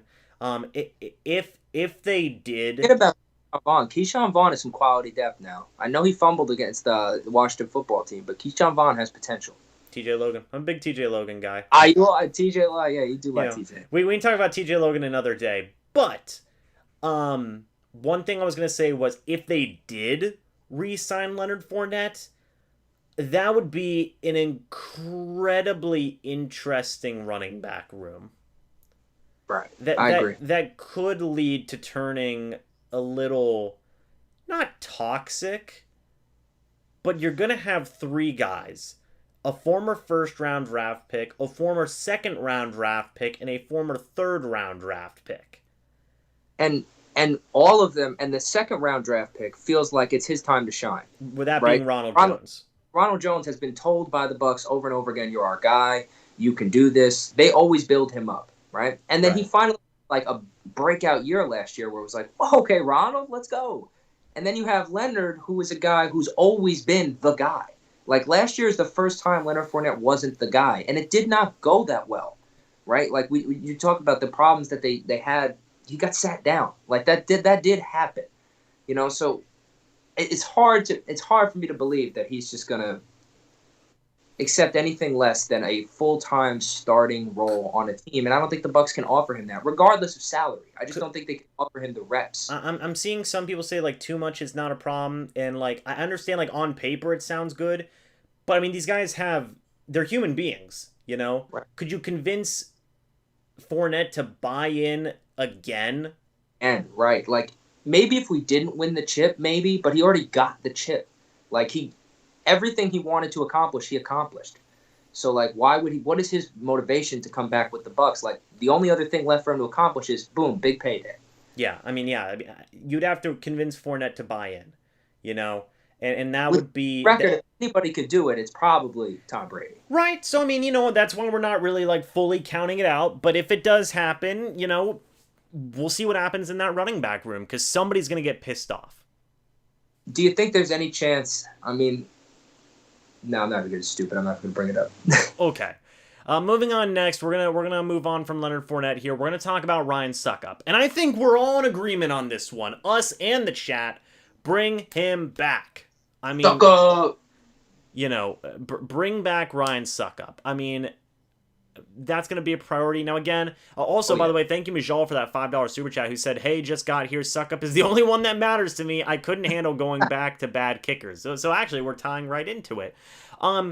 Succop had, in my opinion, I've come around on this, the best year a kicker has ever had in Tampa Bay Buccaneers history. Okay? Whoa! Better than Grammatica when they won the Super Bowl. Okay? Holy cow! Better than the Connor Barth years. Me and you, actually, Billy, we went into a deep dive. I mean, the Buccaneers have had what, like, on average, since like I think 07 or 08, they're averaging a kicker every year. Now, obviously, there's been certain situations where they've had a kicker for 2 years. They've had maybe 3 kickers in 1 year. But on average, they're a kicker every year. Succop broke that, or at least he broke the streak of bad play. Yeah. So, in my opinion, bring that man back. Yeah. So real quick. Last year. 28-32 last year? 28-31. Yeah, so I mean, I think he had above 90% for both field goal percentage and extra point percentage as well. What are your thoughts on Ryan Succop? Do you think the Tampa Bay Buccaneers can bring him back? And just give me your thoughts on that overall. I don't see any reason why they can't. I'm not super aware of what Ryan Succop's going to ask for, but he wasn't a guy who was like, which is kind of crazy. He wasn't like highly wanted, if you will, before. He came to the Bucs, and I think I've always been a Ryan Succop fan because I just remember when he was Mr. Irrelevant when he got drafted. So I've always kind of liked Ryan Succop because he's got a unique name and he was Mr. Irrelevant. I never would have thought it would come full circle and he would become a Buc and then simultaneously break the kicking curse. But Ryan Succop, to me, he's not as high a priority as Sue, but he would be the next highest priority on that list for me. Like, I don't see why we can't find the money to get Succop. It's not like kickers are crazy expensive. And he's definitely a proven reliable kicker. It seems like it's tough to kick in Tampa Bay for whatever reason. And Ryan Succop showed that he can do it. He also kicked on the biggest stage, right? He boomed a kick in the Super Bowl. And also he taunted the Kansas City Chiefs. He waved goodbye to them in the Super Bowl, which is kind of like the most badass thing I've ever seen a kicker do. So I'm all for Ryan Succop. I love the man. Yeah, I agree with that. He's been phenomenal. He really has been phenomenal. Like you said, price tag, I don't know, probably like $3 million a year, something like that. By the way, shout out to Cairo Santos, which I know sounds weird. It's like, what are you talking about? But he just signed a long-term extension with the Chicago Bears. I'm happy for him for that. That's cool. How many years? It's like a 5-year, $16 million deal, I think. So that, not specifically that contract, but I could see Succop getting like $3 million a year, and I think that would be good for him. And Suckup's 34, so I don't know how many years. Vinatieri's playing until he's like 47, Right, 48. I don't know how many years Ryan Suckup wants to play. My big thing for Ryan Suckup specifically, since he can play, since it is possible for kickers to play like till they're almost 50, get him on that TB12 method, man. He would probably excel at that. Who retires first, Ryan Suckup or Tom Brady? Probably Tom. Probably Tom. Definitely Ryan Suckup. Come on, Tom Brady's playing until he's like 86. That's a good point. He'll live forever. I could live for. Moving on next to the next player on our list here. We're just kind of going from a left to right pattern up at the top of your screen there. It's Antonio Brown. And people have been talking about Antonio Brown in the chat throughout this entire live stream. I am still not sure what his market is going to be. We honestly haven't even seen a lot of wide receiver movement in free agency right now. I've seen some people say, 40% chance he comes back, in other places. What are your the chat's consensus on AB? What is it? What is the chat's general consensus on AB? I think the general consensus is they want him back, chat. You guys think? Yeah? Kind of. I think that's the general consensus, is that they want AB to be back. I'm seeing we can't afford him, but I'm also seeing a lot of people saying let's keep him.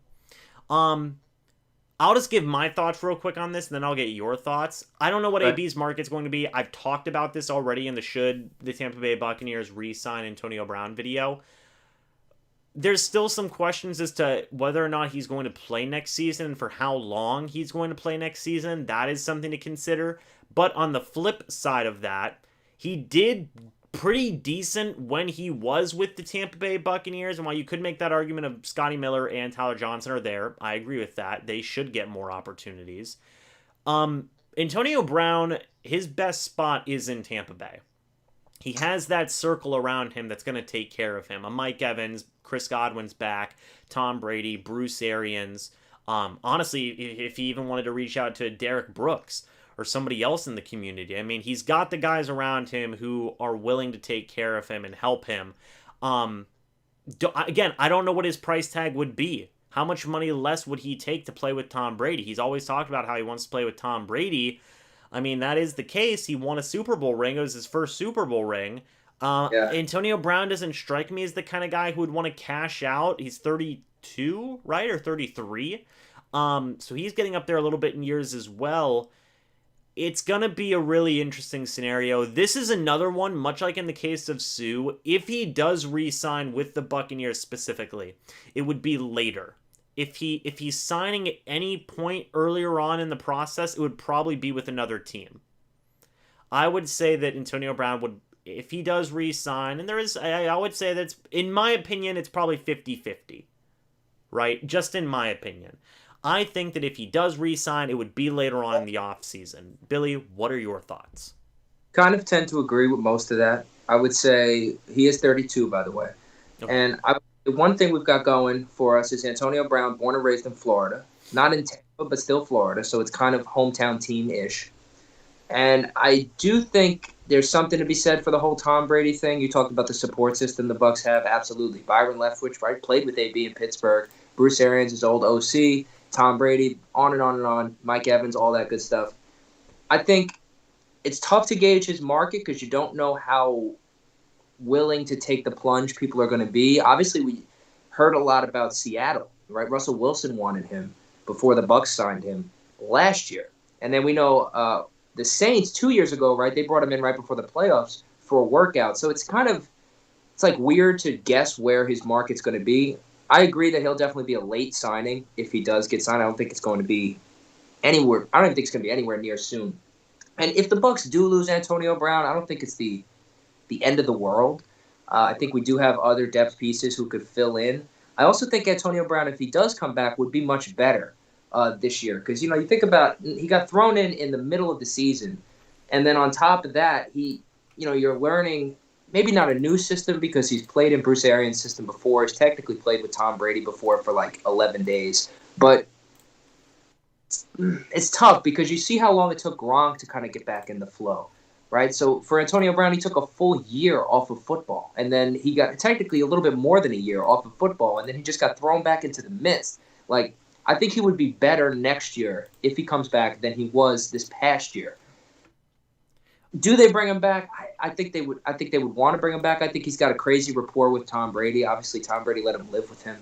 So obviously they have a connection that stems beyond football. But the one thing I'll say about Antonio Brown, I was a little hesitant when we brought in AB in. I was like a little like, oh man, do we really want to do that? Like, do we need Antonio Brown? Does he make us that much better that we take the risk? After he got to the Bucs, you heard that one thing come out about him throwing the bicycle and all that stuff. But that was before he got to the team. It just didn't drop until he got to the team. After that, you heard nothing from him. Nothing bad about Antonio Brown from that point on. And everybody on the team, you see sideline interactions, you watch interviews and stuff like that. Everybody on the team seems to like Antonio Brown. So it's, I give him credit for that. He came in with probably a lot of people having a lot of preconceived notions about him. I mean, literally his head coach said, we don't want him. He's a bad fit. Like a couple months before.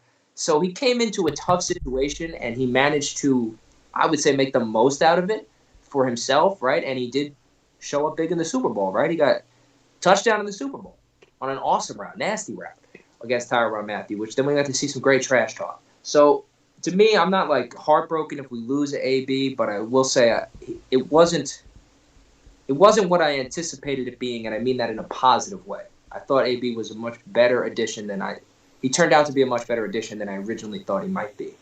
Yeah, I agree with that. And before we go ahead and jump in here, that's kind of our final thoughts on Antonio Brown. Before we jump in here to the kind of two more re-signings we have on our free agency board, we have two more free agency signing that we kind of want to happen on our free agency board. We'll kind of delve into those a little bit more, and then we're going to talk about some of the other moves from around the league. Real quick, if you guys are interested, highly recommend it. I'm actually posting it right now. If you guys click that link that I posted just there in the chat, that'll bring you to Billy's YouTube channel, ON the C. Go check out that YouTube channel. I beg of you, go subscribe. Let's get him to 300 subscribers. There's a couple of hundred of us in here right now anyway, so we could very easily get him to 300 subscribers, guys. Click that link, get him to 300 subscribers. He has a couple of videos coming out here in the next couple of days. He has a couple of videos up right now talking about some of the re-signings that have been made. You don't want to miss it because Billy's putting out some pretty good content. Again, go click on that link that I posted. Go subscribe to Billy's YouTube channel. Then come back and continue to watch this live stream with us. Let me just take a minute and say thank you. You didn't have to say that, and that was very nice, James. I appreciate that. Thank you. No problem.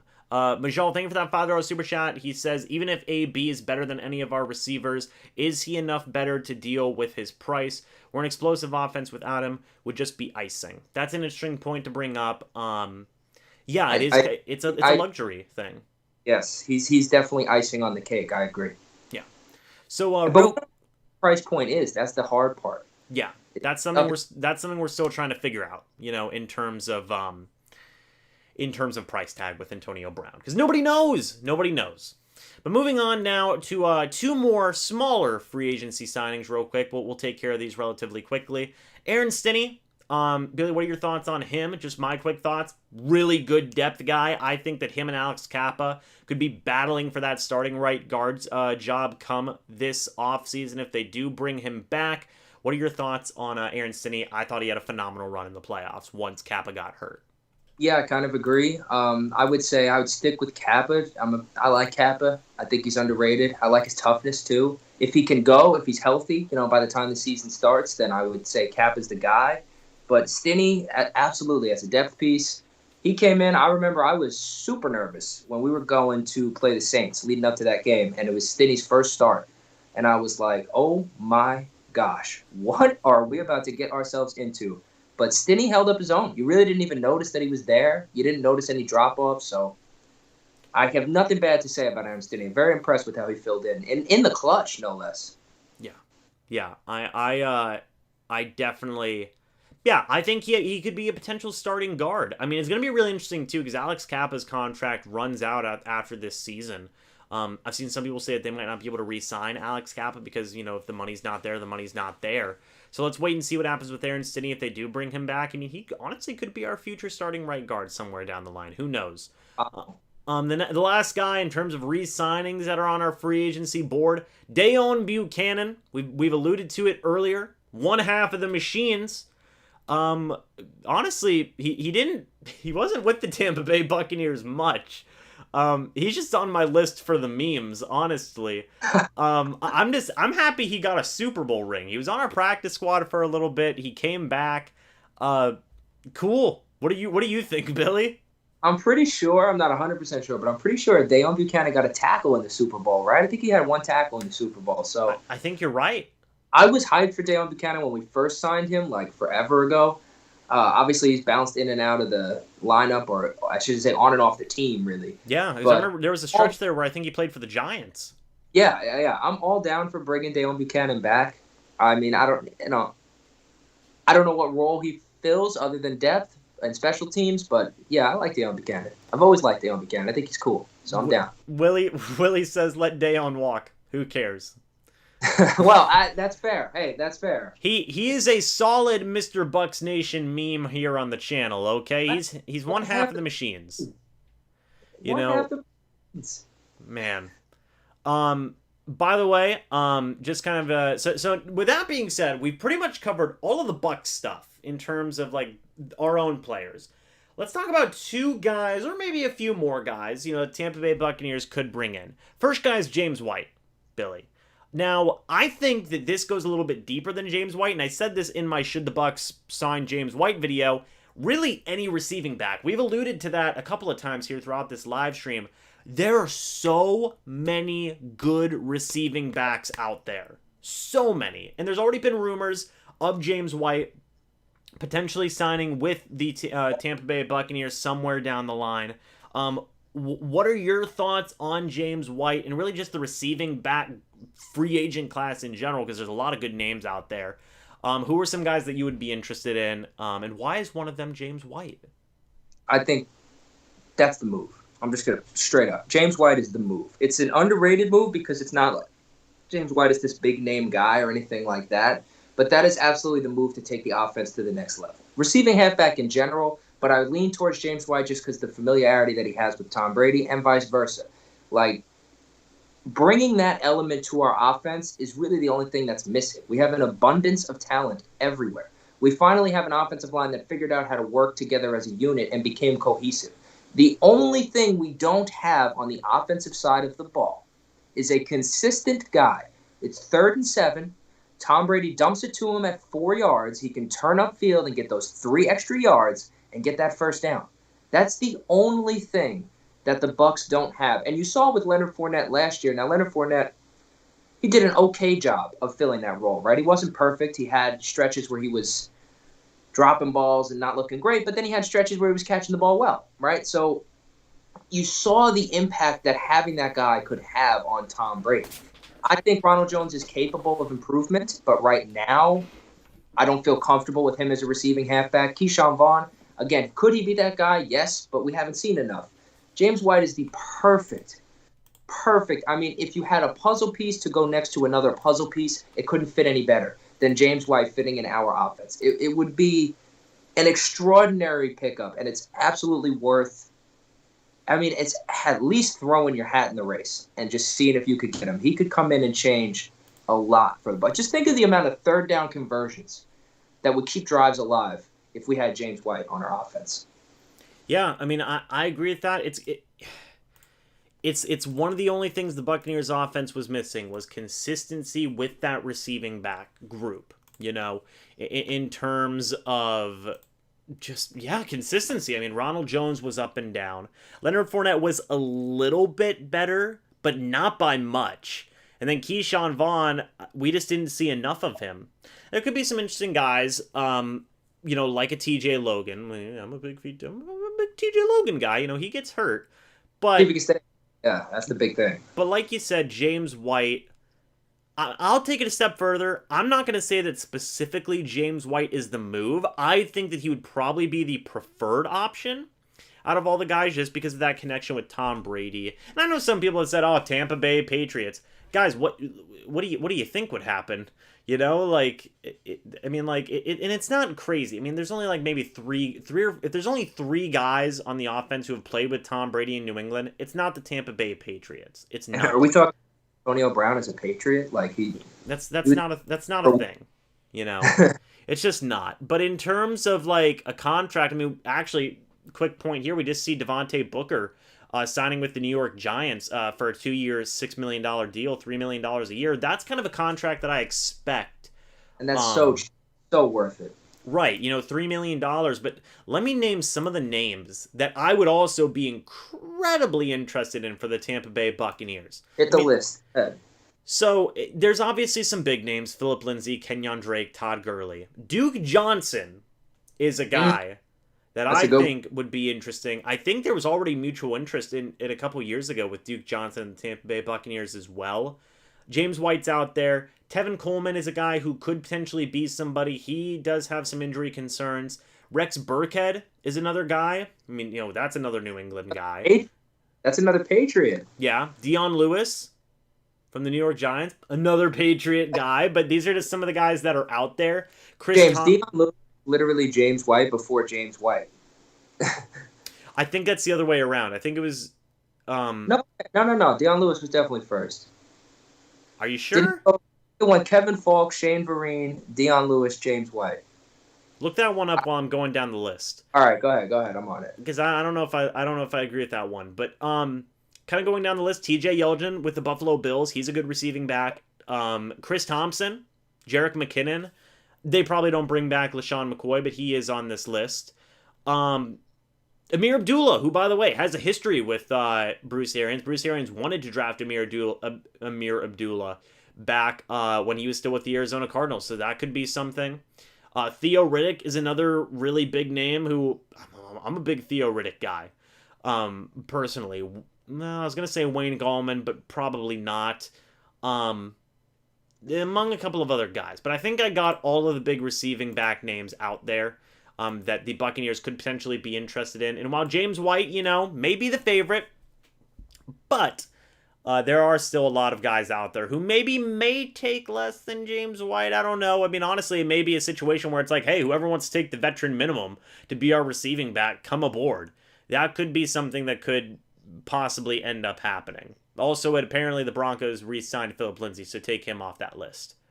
I got James White, actually. We were both kind of right. James White was actually drafted before Dion Lewis, but then Dion Lewis also left the Patriots before James White. So James White was just there for a longer stint of time.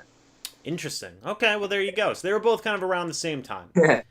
Yeah. So there's that. But, I think I would take it a step deeper and say, not just specifically James White, but all those guys that I mentioned who are out there, Buccaneers should be looking at. All the names that I just mentioned, give them a call. Whichever one probably wants to take the least amount of money, probably sign those guys. Because obviously... White and Dion Lewis right around the same age, too. I think both of those guys. By the way, in case anyone was wondering, James White was born in Florida. There you go. That's just another connection there. To me, I know I hear you on that. James White's just, man. Remember him in that Super Bowl, too, against Atlanta? Won the game. James White, he's a big-time player. Moving on now to the last guy on our list. It's Jordan Jenkins. Now, I fought for Jordan Jenkins to be on this list. He is my dude.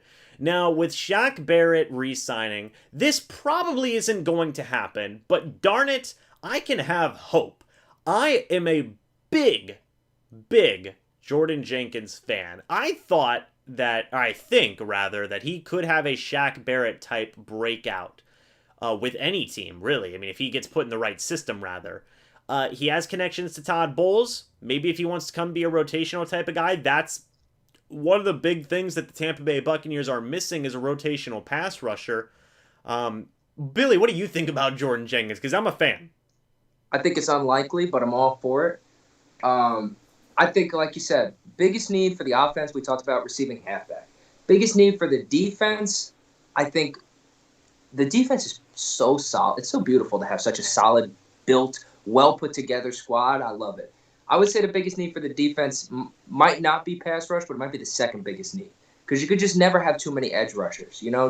It's the best when you have a rotation, and you could just keep subbing guys in and out. And really, the guy that I think the Bucs missed at times last year was actually Carl Nassib, right? That guy who could come off the bench and give you solid reps, get you 6.5, maybe 7, 8 sacks on the year, and just be a solid all-around player. And Jordan Jenkins, if he could fill that role, I mean, I'm all for it. Like I said, I just don't think, especially with the re-signing of Shaq, I don't know how likely it is. I know it's your boy, but I don't know how likely it is that we actually are able to pick him up. Yeah, I understand that completely. One thing I'm gonna be really interested in, and I even wanted to look it up. You just mentioned him, Carl Nassib. I'm taking a look at some of the NFL transactions, and I believe the Las Vegas Raiders signed. They signed somebody earlier in the day. Was it Yannick Ngakoue? They signed Ngakwe To a 2-year, $26 million deal. That think could push a guy like Carl Nassib off that roster. bring him back. You know, especially with the Raiders, they have Max Crosby on there. They have Cleveland Farrell, as well as a couple of other guys. I mean, could be one of those guys who the Buccaneers just end up bringing back on a relatively cheap deal. And, maybe have him be their rotational pass rusher again with Anthony Nelson. I'd be for that, but again, you can't bring back everybody. But point is, the Jordan Jenkins thing, while it is unlikely, let me dream. Just let me dream. We got Cam Gill. We do have Cam Gill. Don't forget about Cam Gill now. We do have Cam Gill. That's a good point. That's a very good point. By the way, guys, while we're sitting here kind of talking over some of the free agent additions, I really don't think that there's many other people who would be on the Buccaneers wish list, like a veteran corner, like a number 4. But I mean, there's so many guys out there, we really wouldn't even be able to dive into all of them right now. As well as just depth at a lot of positions. Again, that's not really worth talking about, diving too deep into with a whole live stream. But while we're here, and before we get into our last little segment here for the live stream, the link I just put in here, MrBucsNation, you guys see me, I got the big block yellow name there. That link will take you to Billy's channel, ON the C. Go subscribe, because we're trying to get him to 300 subscribers. We're at 235 right now. I thank you for the people who did go over there and subscribe. Billy just released today his re-signing Levante David video. 2 days ago, he released his Tom Brady extension video, and he has more videos in the work. So guys, Can we please get Billy to 300 subscribers? ON the C, click the link in there. Come back after you subscribe, and let's finish off this live stream. So Billy, James, you're crazy. You're too nice. You're too nice a guy, James. Oh, come on now. So we're gonna finish it off with some of just really the moves that have been going on around the league today, right? And there's plenty of them, and we're not gonna get too deep into them. Just kind of give our thoughts on some of these. So some of the moves go as follows. Oh geez, oh my God, there's a lot of moves. Hold on, wait just a minute. Actually, one that was interesting was the Taysom Hill move that happened yesterday. It was a very interesting move, giving him that really big extension. Real quick, Billy, what are your thoughts on that? Because I think that blew a lot of people's minds. Yeah, I was stunned, to say the least. I literally was shocked. 140 million. I know there's voidable years and all that stuff. And if you guys don't understand voidable years, it's okay. It's pretty confusing, and it seems like a loophole that's somebody's gonna nip that in the bud quickly, and this is not gonna be allowed to continue. But I'm a little confused as to why the Saints would do it. I know it clears up cap space right now, but it seems like a really dumb decision for the long-term future of the Saints, because I think everybody in this, we're all Bucs fans here, so we could just call it what it is. Like, Taysom Hill is not that good. And I don't know what the Saints continue to see in Taysom Hill other than like Tim Tebow 2.0. I'm not like, he's a right-handed Tim Tebow without all the media hype, like, and all the goodness. Like, I just don't get it. Like, I really don't get it. Like, what the deal is there with, like, he's got pictures. I think Taysom, he's got pictures on somebody, because he's just not even a quarterback. It honestly stunned.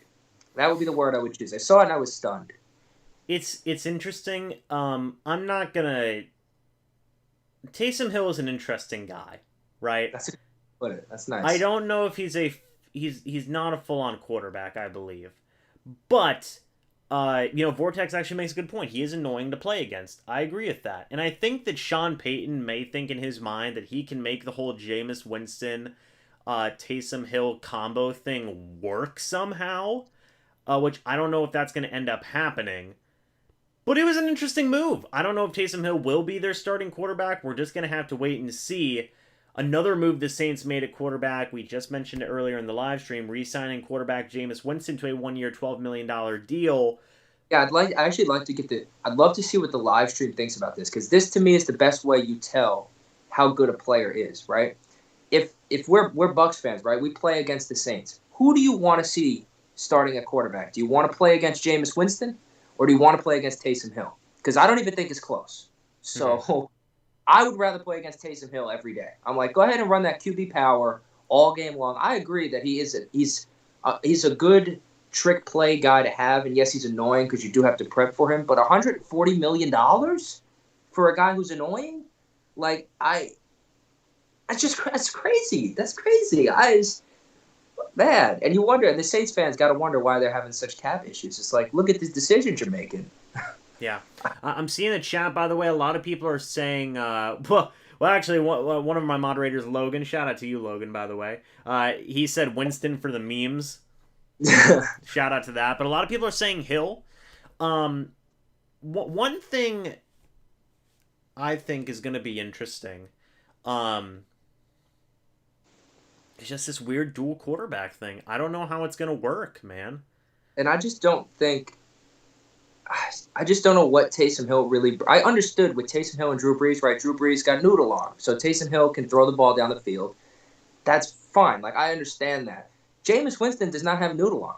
Jameis Winston could throw it just as far, maybe even further than Taysom Hill. So the only thing Taysom Hill brings that Jameis doesn't is literally the ability to beat Tim Tebow. And while Jameis has mobility, he's not, trucking through linebackers like Taysom Hill might. Is that really worth $140 million? Like, is that really how high you value that ability? Like, for what? Like, to me, that just, I don't know. Good for Taysom Hill. He has managed to make a career out of almost nothing. So that's amazing. Like, that's incredible for him.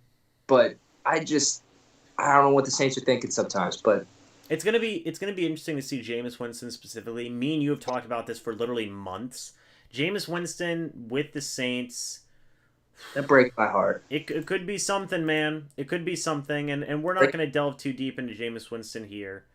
That's a whole live stream. We could talk about that for like 5 hours. We really could. So we're not going to delve into it here. But if Jameis Winston does end up being the starting quarterback for the Saints, we'll see what happens. We'll just leave it at that. Some other moves that got made here. Kyle Juszczyk signs a 5-year, $27 million extension with the 49ers. Good for them to get a fullback. Aaron Jones, 4 years, $48 million with the Green Bay Packers. Surprised me big time, too, because especially after they didn't franchise him, I thought they were going to let him go.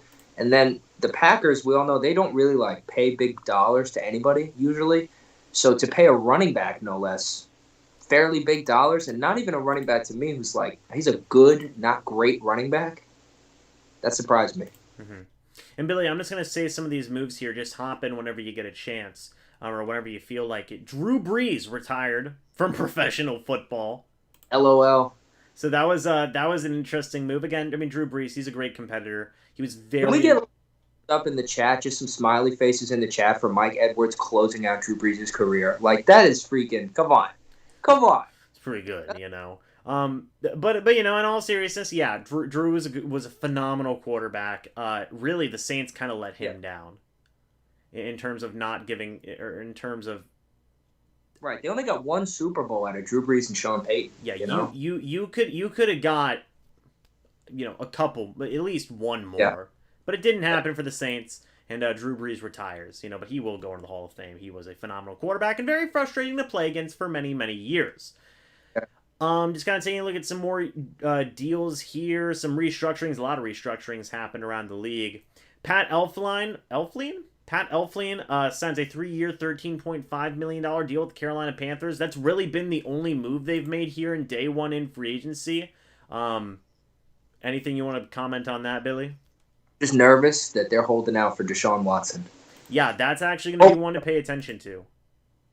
Yeah, that would really suck, honestly. Yeah, that's going to be one to pay attention to because, there's been rumors going around, and I personally do not think that Mr. Deshaun Watson is going to be staying in Houston. Marcus Golden returns to the Arizona Cardinals on a 2-year, $9 million contract. That's interesting. $4.5 million. It's weird. He's probably going to be a starter there. Maybe we'll see. But that was an interesting move. Jonnu Smith, 4 years, $50 million to the New England Patriots. And Devon Godchaux, 2 years, $16 million. Billy, any quick thoughts on those? Yeah, Jonnu Smith going to the Patriots is probably a really smart move because I feel like kind of always good in Tennessee, but underutilized. The Patriots definitely find a way to use him properly. And if there's one thing the Patriots don't have is weapons. So, yeah, always positive. I think especially a guy like Cam, who he throws to his tight ends a decent amount. I mean, him and Greg Olsen was a deadly combo. That could make some noise. Cam and Jonnu Smith. I mean, I'm a huge fan of Jonnu Smith. I've been a fan of his for a couple of years now. I mean, I think he's a good tight end. I think he's probably honestly like top 7-8 tight end in the league. So him getting that money, hey, shout out to him for getting that paper.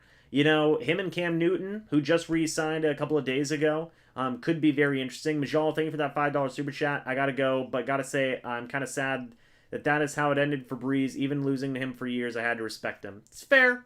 I don't feel sad for him. But I mean, you know, it is what it is. It's football, you know. I mean, sportsmanship though there by the gentleman who with the super chat. Very good. Majal, thank you for that $5 super chat though. I do greatly appreciate that, and shout out to you for being a better man than me. Yeah, exactly. I'm just like, bye, Drew. See you later. Let me see. Oh, Aaron says, appreciate this coverage this year. I can't be the only one who thinks MrBucsNation looks like Tom Grossi. I've been getting that all season. That I look like Tom Grossi. James, you do. No, I don't. Like an older version of you. Absolutely. Unbelievable. Anyway, getting back. Who brought that up? They're a genius. Who brought that up? Aaron Parker brought that up. Way to go, Aaron. Unbelievable. We're getting back to the moves, by the way. Actually, real quick, Devon Godchaux, I mean, he'll probably be a solid starting tight end for the Patriots. Cam Newton, any thoughts on Cam Newton re-signing with the Patriots? I don't think it's set in stone that Cam Newton's going to start like all season. Yeah. To me, I mean, Cam Newton, if anybody doesn't like really know what his stats are off the top of your head, I really implore you to look them up and look at them with your own eyes because they were like literally awful, like worse than you could even imagine. They were so bad last year. I don't know. I thought when Cam Newton went to the Patriots, I thought it was actually a really genius move by the Patriots, and then he was like just looked like he was like a 56-year-old version of himself, and Cam looked horrible. I don't know. I think they could still be in the market to draft a quarterback. Yeah, I see somebody. Willie said. Well, actually, two of my mods. Brandon Michael said Cam Newton got paid for nothing, and then I see Willie that says Cam Newton is a bridge for the next quarterback. That could very well be the case. Cam was still solid as a runner, in my opinion, but I mean, God, his passing stats left a lot to be desired, and that's all I will say on that. Today's NFL, apparently, if you're a quarterback who's solid as a runner, you can earn yourself $140 million.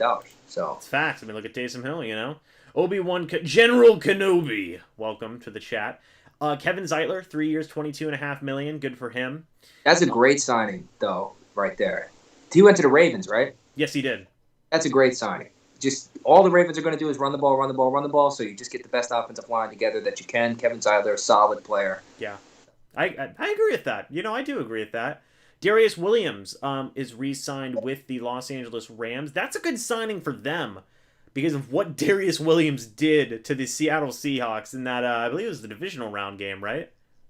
Or no, it was the wild card game. The wild card, yeah. It was the wild card game. What he did to Seattle and Russell Wilson, I mean, he wrecked them. So good job to the Rams for getting a solid cornerback back. They're going to be a dangerous team now with Matthew Stafford.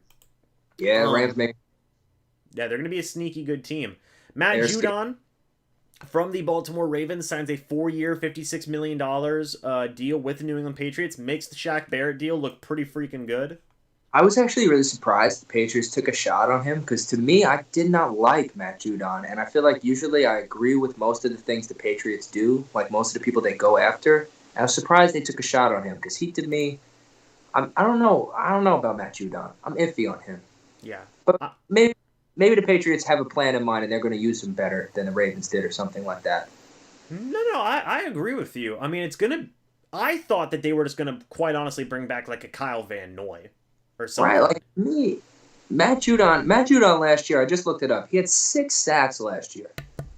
The year before that, he had 9.5. Like, he's not a star by any means. So I just looked at his career. He's played since 2016. And he's never one time reached double-digit sacks. Literally never. So that, to me, that's not greatness. I don't know. It's interesting. I mean, I don't think it's a 4-year, $56 million contract. No, we don't know. Bill Belichick's a heck of a defensive guy. You know, so he might be able to get something out of Matt Judon that we're all not seeing. Right. But we're going to have to wait and see. Roy Robertson Harris, defensive tackle, 3 years, $24.4 million from the Jacksonville Jaguars. I mean, that blew my mind because I've always seen Roy Robert Harris as like kind of like a rotational kind of guy. But he's always done, I believe he played for the Rams, I believe. So that was interesting to see him get that money. I'm sure he can be a good guy for them. Urban Meyer, man, he's pulling the trigger. He's doing some weird things. He is.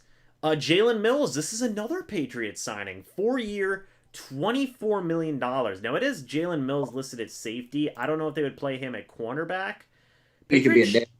Right? Patriots shelled out a lot of money today. Yeah, they did. They went all in. But they got good safeties. They got Pat Chung and McCourty.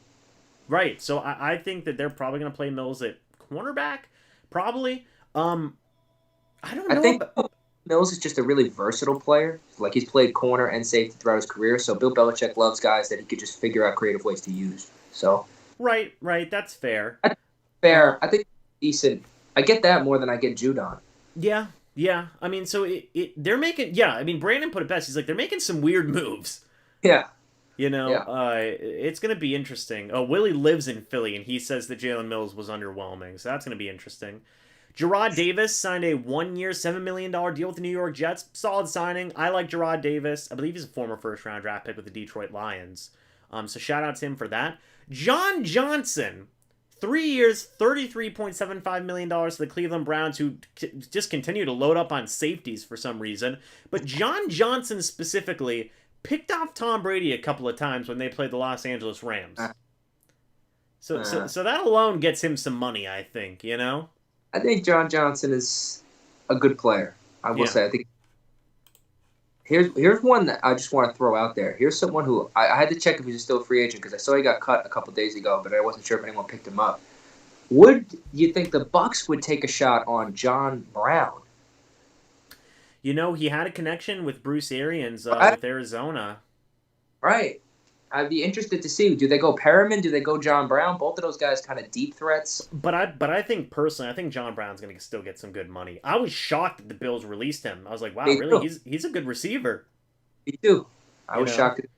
But kind of looking at a couple more of these names real quick. Dietrich Wise re-signed with New England. I believe it was let's see if I can find the deal specifically.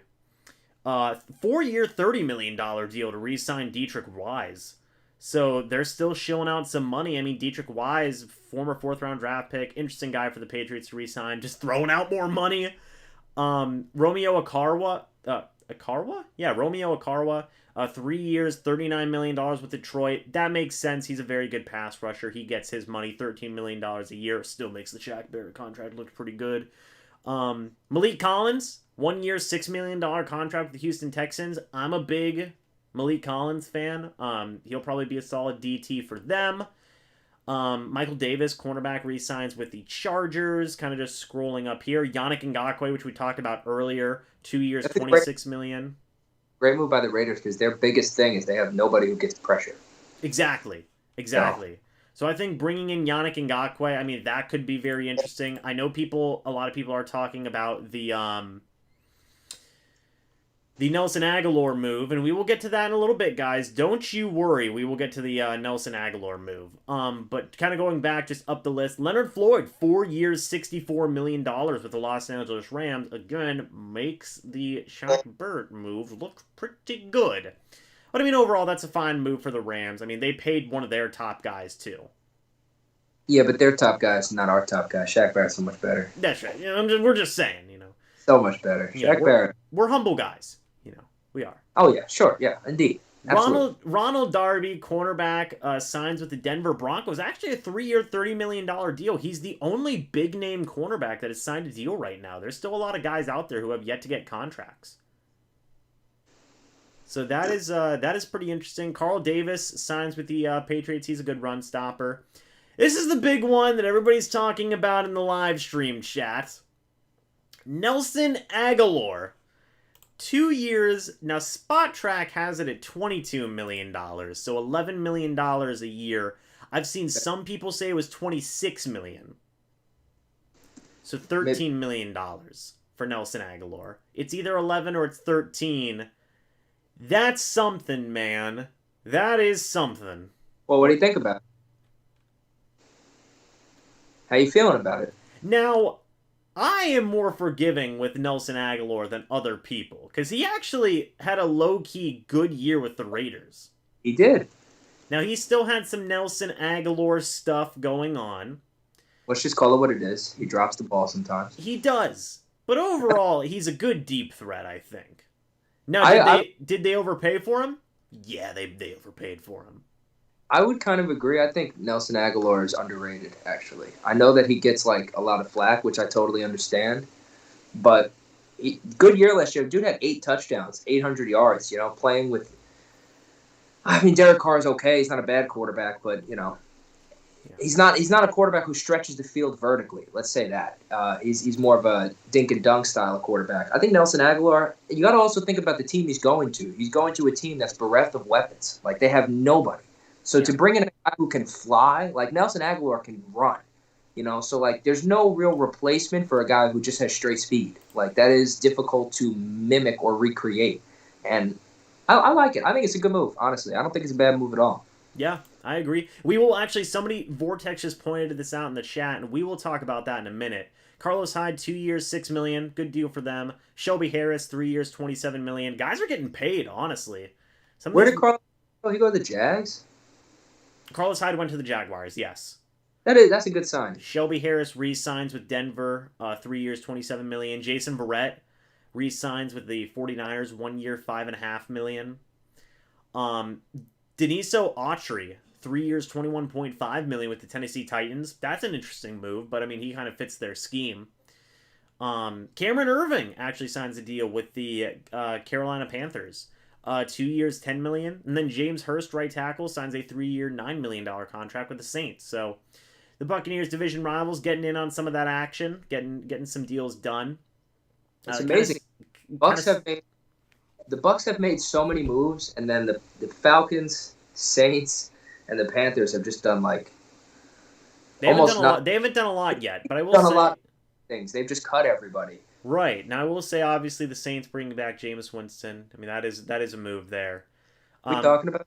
We bringing that up? Well, nope, we're not bringing it up. So, Corey Lindsey signs a 5-year deal, $62.5 million deal with the Los Angeles Chargers. I believe that makes him the highest paid center in the league. Yes, he is. So, congratulations to Corey Lindsey. Good signing there by the Chargers. Corey Davis, 3 years, $37.5 million. And this is what Vortex said in the chat just a moment ago. He said that just literally for a similar price, you could have had Corey Davis instead of Nelson Agholor, New England Patriots. Yeah, but the Patriots, that's a very good point. But the Patriots, and you could have sniped him from a division rival too, which is a double bonus. But the Patriots need specific types of players. Like to play for the Patriots, you can't just be a normal guy. Like normal football players don't do well in the Patriots. You have to be like, their mentality has to be a certain way. And maybe they see something in Nelson Agholor that he is the kind of guy who, like, keep in mind, Nelson Agholor is coming off a career year. He had more yards than he's ever had before, and he's had second time in his career he had 8 touchdowns, which is tied for his career high. He's only 27 years old too. He's hitting his prime. Yeah. Like, I know he's had drops in big moments, so everybody just like that's what sticks in your head, but I don't think he's as bad a player as his lowlights would suggest. I agree with that. People are saying Suck Up. Yeah, we definitely want Suck Up to come back. We talked about that earlier on in the live stream. I don't think Suck Up is re-signed. Yeah, what about right now? Hold on. Yeah, you look up Suck Up. Well, I finished Nothing new? No. Okay. Joe Tooney, 5-year, $80 million deal with the Kansas City Chiefs. I mean, good for them, but he doesn't play offensive tackle, so... Crazy. Yeah, I don't know about that one, guys. Henry Anderson signs a 2-year, $7 million contract with the Patriots. Bud Dupree signed a big contract with the Tennessee Titans, which we talked about at the start of the live stream. It's a 5-year... Are you ready for this? Yeah, I am. $82.5 million deal. That is $16.5 million a year for Bud Dupree. Wow. So, hey, congrats to him. Congrats to Bud Dupree for getting that deal. That's so much. Yeah. Holy cow. I mean, that's that Jadeveon Clowney money, basically. Which, I mean, I'm rooting for Bud Dupree. I think he's a good dude. I think he'll do some good stuff. More than anything, they need pass rush. So. Right. Yes, by the way, yes.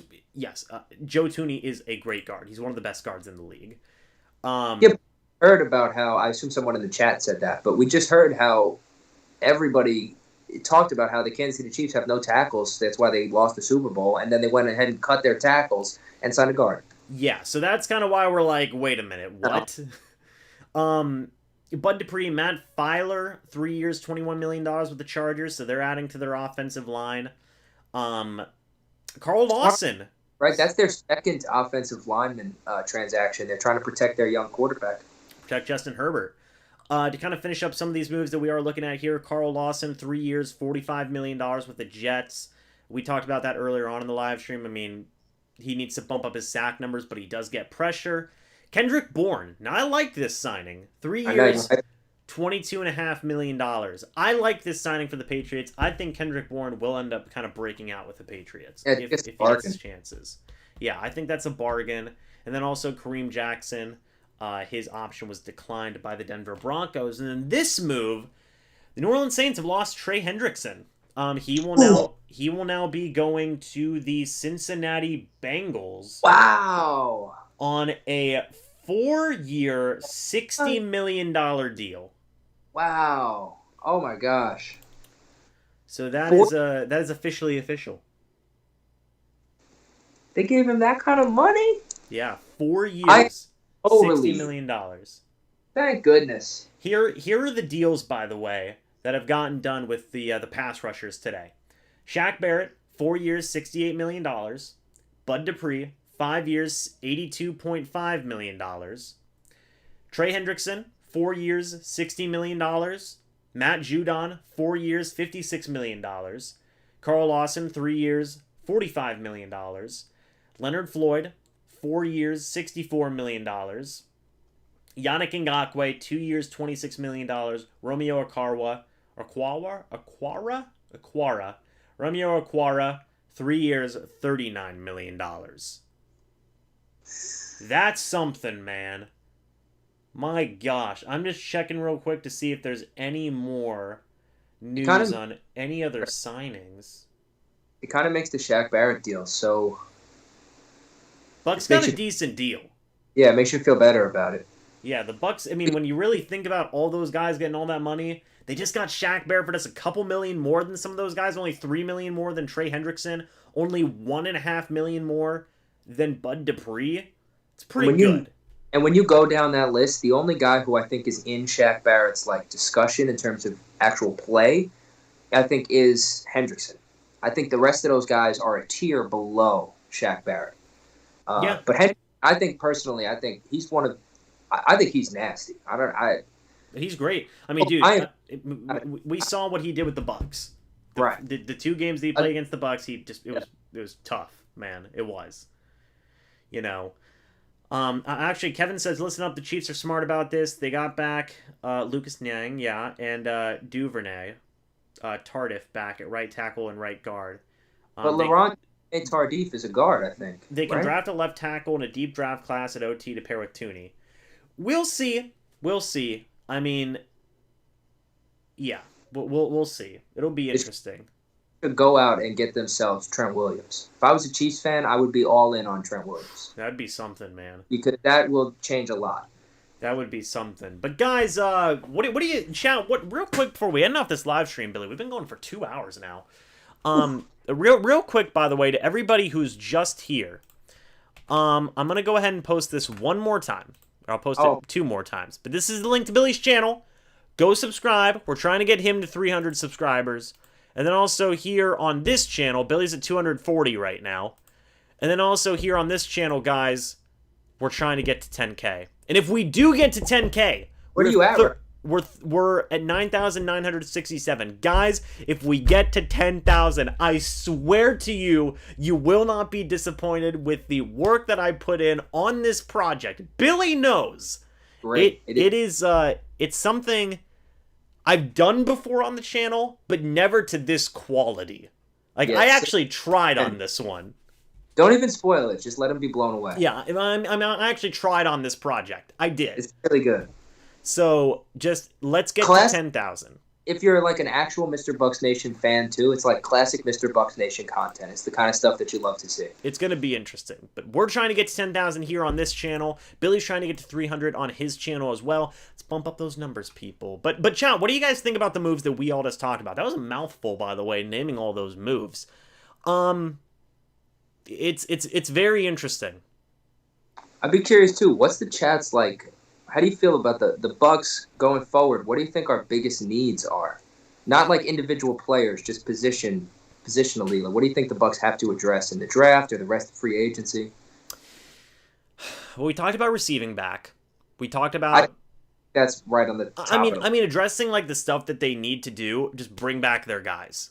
You know, bring back their guys. I think it's priority number one. Number two, get some like good role players for relatively cheap contracts in certain areas. You know, Kevin says running back, interior defensive line, and edge. Depth wise, yes, I would think that would be huge and important, but at the right price. You know, now I think more now than ever is where the Buccaneers get those important bargain pieces. I think you'd agree with that, right? Shaq Barrett was a bargain piece. Yeah, look what happened. Yeah, he was a bargain piece. He got that money. For everybody trying to guess what it is, by the way, you haven't gotten it right yet. The only other thing I would throw in the mix, right? I think you could never have too many guys on the front line defensively. I think you always want as many as you can have that could come in and play. Receiving halfback, top of the list. The only other thing I would throw in is I would love it if the Tampa Bay Buccaneers had a strong safety who was like a hit stick machine, you know, like obviously Cam Chancellor would be a hyperbole. It'd be obviously we'd all love to have Cam Chancellor, but I just mean somebody of that style of play. I think Antoine Winfield Jr. I think is a star. I mean, just that's one of my favorite players on the team already. But Jordan Whitehead, to me, I think he's a good player for sure. Like I don't think I have no complaints with Jordan Whitehead, but I would love to have somebody who could just light people up over the middle. I think that would be a need that maybe if you could find somebody who has that kind of oomph and hit power, like I would say Whitehead would be that guy for me personally. I mean, the man was hitting so hard he hurt his own shoulder. I hear you, and he showed up big, and I love the fact that he played too through injury in the Super Bowl. That's awesome, like that's incredible. But I want a big guy. Jordan Whitehead is small. He might play tough and play big, but he's just in stature. He's a smaller guy. You kind of want like a Jamal Adams type dude. Dude, I would love it. And especially since we have Todd Bowles, I would love it if we had Jamal Adams. That would be incredible. If we could somehow, obviously I think that'll never happen, but if we could have Jamal Adams. A guy like that. That would be amazing, yeah. Yeah, it'll be interesting. I guess for me, man, I don't know. They don't have many. No, I mean, I would definitely say getting another edge guy. I think they missed Carl Nassib last year.